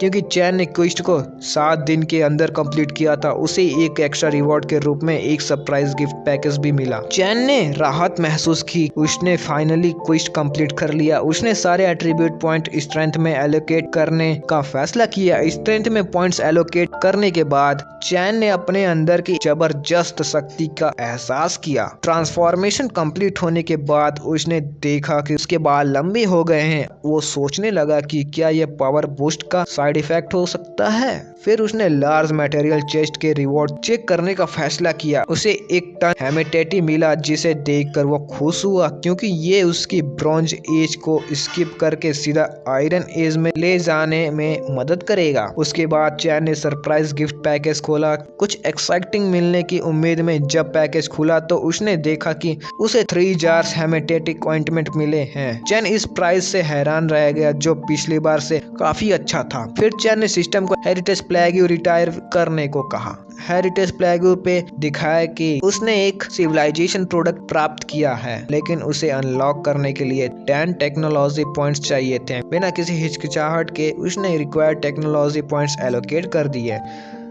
आइडेंटिफिकेशन कंप्लीट होने के बाद चैन को एक प्लेगी ऑफ सेंस ऑफ मॉडेस्टी मिला। चैन को समझ आया कि ये सभ्यता के विकास में एक महत्वपूर्ण कदम हो सकता है। उसे खुशी हुई ये सोचकर कि अब उससे मिक्स जेंडर बार्थ्स के बारे में चिंता करने की जरूरत नहीं होगी, क्योंकि वो नहीं चाहता था कि कोई लीजा को नहाते हुए देखे। अब चैन को सोचना था कि जायंट स्टोन क्लैन के खतरे का कैसे सामना किया जाए। तभी आओ वहाँ आई और लेकिन चैन के नए अवतार को देखकर चूक गई, क्योंकि अब वो और लंबा और मस्कुलर लग रहा था। चैन ने हाँ में जवाब दिया और पूछा कि आओ उसे क्या चाहती है। इसके जवाब में आओ ने पूछा कि क्या चैन चाहता है कि वो जायंट स्टोन क्लैन के साथ जाके मिसअंडरस्टैंडिंग को क्लियर करे। चैन ने समझाया कि वो मिसअंडरस्टैंडिंग नहीं थी, जायंट स्टोन क्लैन ने उन्हें खत्म करने का फैसला कर लिया था। उसने उन्हें न्यू बाई क्लैन के लिए सबसे ज्यादा परेशानी देने वाला दुश्मन का रूप में वर्णन किया, जो दुश्मनों को एक दूसरे के खिलाफ खड़ा करते थे और इस चीजों का फायदा उठाते थे। आओ ने घबराहट के साथ पूछा कि अब उनकी क्लैन को क्या करना चाहिए। चैन ने जवाब दिया कि अभी के लिए उनका सबसे अच्छा कदम होगा अपनी सुरक्षा को मजबूत करना, खाने का स्टॉक बनाकर रखना और जायंट स्टोन क्लैन को प्रोवोक करने से बचना जब तक उनका क्लैन पूरी तरह से तैयार ना हो जाए। दूसरे शब्दों में उन्हें अपनी कैपेबिलिटी छुपानी होगी और सही वक्त का इंतजार करना होगा। आओ ने फिर से पूछा कि नए आए 22 लोगों का कैसे इंतजाम किया जाए। चैन ने उसे कहा कि बे क्लैन के लोगों को 3 ग्रुप्स में डिवाइड करे। एक घर बनाने का काम करेगा, दूसरा खाना इकट्ठा करेगा और तीसरा ट्रैप्स बनाएगा। ट्रैप्स के बारे में सुन के आओ ने थोड़ा कंफ्यूज हो गई और पूछा कि ये क्या होते हैं और क्यों बनाने की जरूरत है। चैन ने सिंपली समझाया कि ट्रैप्स उनकी टेरिटरी के सुरक्षा के लिए काम आएगा। उसने ये भी बताया कि ट्रैप्स से वो जिंदा दुश्मन या जंगली जानवर पकड़ सकते हैं जो उनकी डिफेंस कैपेबिलिटी को बढ़ा सकते हैं। उनकी पॉपुलेशन में अचानक समृद्धि के कारण उन्हें लॉन्ग टर्म फूड सप्लाई का ध्यान रखना होगा। उसने डिसाइड किया कि सबको मीट जर्की बनाना सीखना चाहिए। तभी स्टोनबोन आया और चैन की हाइट और मस्कुलरिटी देखकर सरप्राइज हो गया। चैन ने उसे कहा कि इस पे ध्यान न दे और अपने दिए गए काम पर फोकस करे। चैन ने फिर स्टोनबोन को समझाया कि उसे आसपास पहाड़ों में ट्रैप्स लगाने की जरूरत है। उसने बताया कि कुछ लोगों को ऑलरेडी स्टोनबोन की मदद के लिए सेलेक्ट किया गया है और वो खुद स्टोनबोन को पहला ट्रैप्स बनाने का तरीका सिखाएगा, लेकिन बल्कि उनकी लोकेशन को याद रखना सबसे जरूरी काम होगा। ये सुन के स्टोनबोन थोड़ा टेंस हो गया और बोला कि ये काम कुछ ज्यादा एक्साइटिंग नहीं है। चैन ने हल्का सा स्टोनबोन के हेलमेट पर थपथपाया और कहा कि ये एकदम सीक्रेट रहना चाहिए। उसने ये भी कहा कि ये काम सिर्फ चैन और स्टोनबोन के बीच का रहेगा, किसी तीसरा व्यक्ति को इसमें शामिल होने की अनुमति नहीं है। चैन ने स्टोनबोन को ये भी इंश्योर करने के लिए कहा कि ट्रैप्स लगाने वाले लोगों को अलग अलग एरियाज में घूमने दिया जाए और किसी भी व्यक्ति को एक सैक्रिफाइस एरिया के सभी ट्रैप्स की लोकेशन पता ना हो। अगर किसी में से एक भी ट्रेटर निकलता तो इसका परिणाम सोचने लायक भी नहीं होगा। चैन ने कहा कि जब सारे ट्रैप्स लग जाए तो स्टोनबोन उनकी लोकेशन रिपोर्ट करे। उसने वो ड्राइंग भी मिटा दी जो स्टोनबोन को समझाने के लिए बनाई थी और कहा कि कुछ भी लिखने या ड्रॉ करने की जगह ट्रैप्स की लोकेशन सिर्फ अपने दिमाग में याद रखे। स्टोनबोन ने जवाब दिया कि ये काम थोड़ा मुश्किल लगता है, लेकिन वो चैन के भरोसे पर खड़ा उतरेगा। चैन ने उसके कमिटमेंट की तारीफ की और कहा कि अब जाके आराम करे क्योंकि रात के अंधेरे में काम शुरू करेंगे। चैन ने अपने घर के सामने सेंस ऑफ मॉडेस्टी का फ्लैग लगाया। फिर उसने लैंग्यू को बोला कि वो थोड़ी देर रेस्ट करने जा रहा है और अगर कोई जरूरत पड़ती है तो उसे घर के अंदर जगा दे। चैन बेड पर लेटे हुए सोचने लगता है कि जैसे काम खत्म होने का नाम ही नहीं ले रहा, लेकिन चैन ने डिसाइड किया कि वो इस रेयर मोमेंट ऑफ रेस्ट को एंजॉय करेगा और सो गया। जब चैन उठा तो उसने अपने आप को एक बार में पाया जहां कुछ खूबसूरत लड़कियां ड्रिंक्स कर रही थीं। चैन ने उनसे अपना इंट्रोडक्शन देने को कहा। लड़कियां ने अपने नाम जियोया, लिली और टान बताए। चैन बहुत खुश हुआ और शेयर किया कि उसने ज़्यादा ड्रिंक कर लिया था, लेकिन वो खुश था कि वापस आ गया और अब वो उसे घबराहट भरे दिन नहीं जीने पड़ेंगे।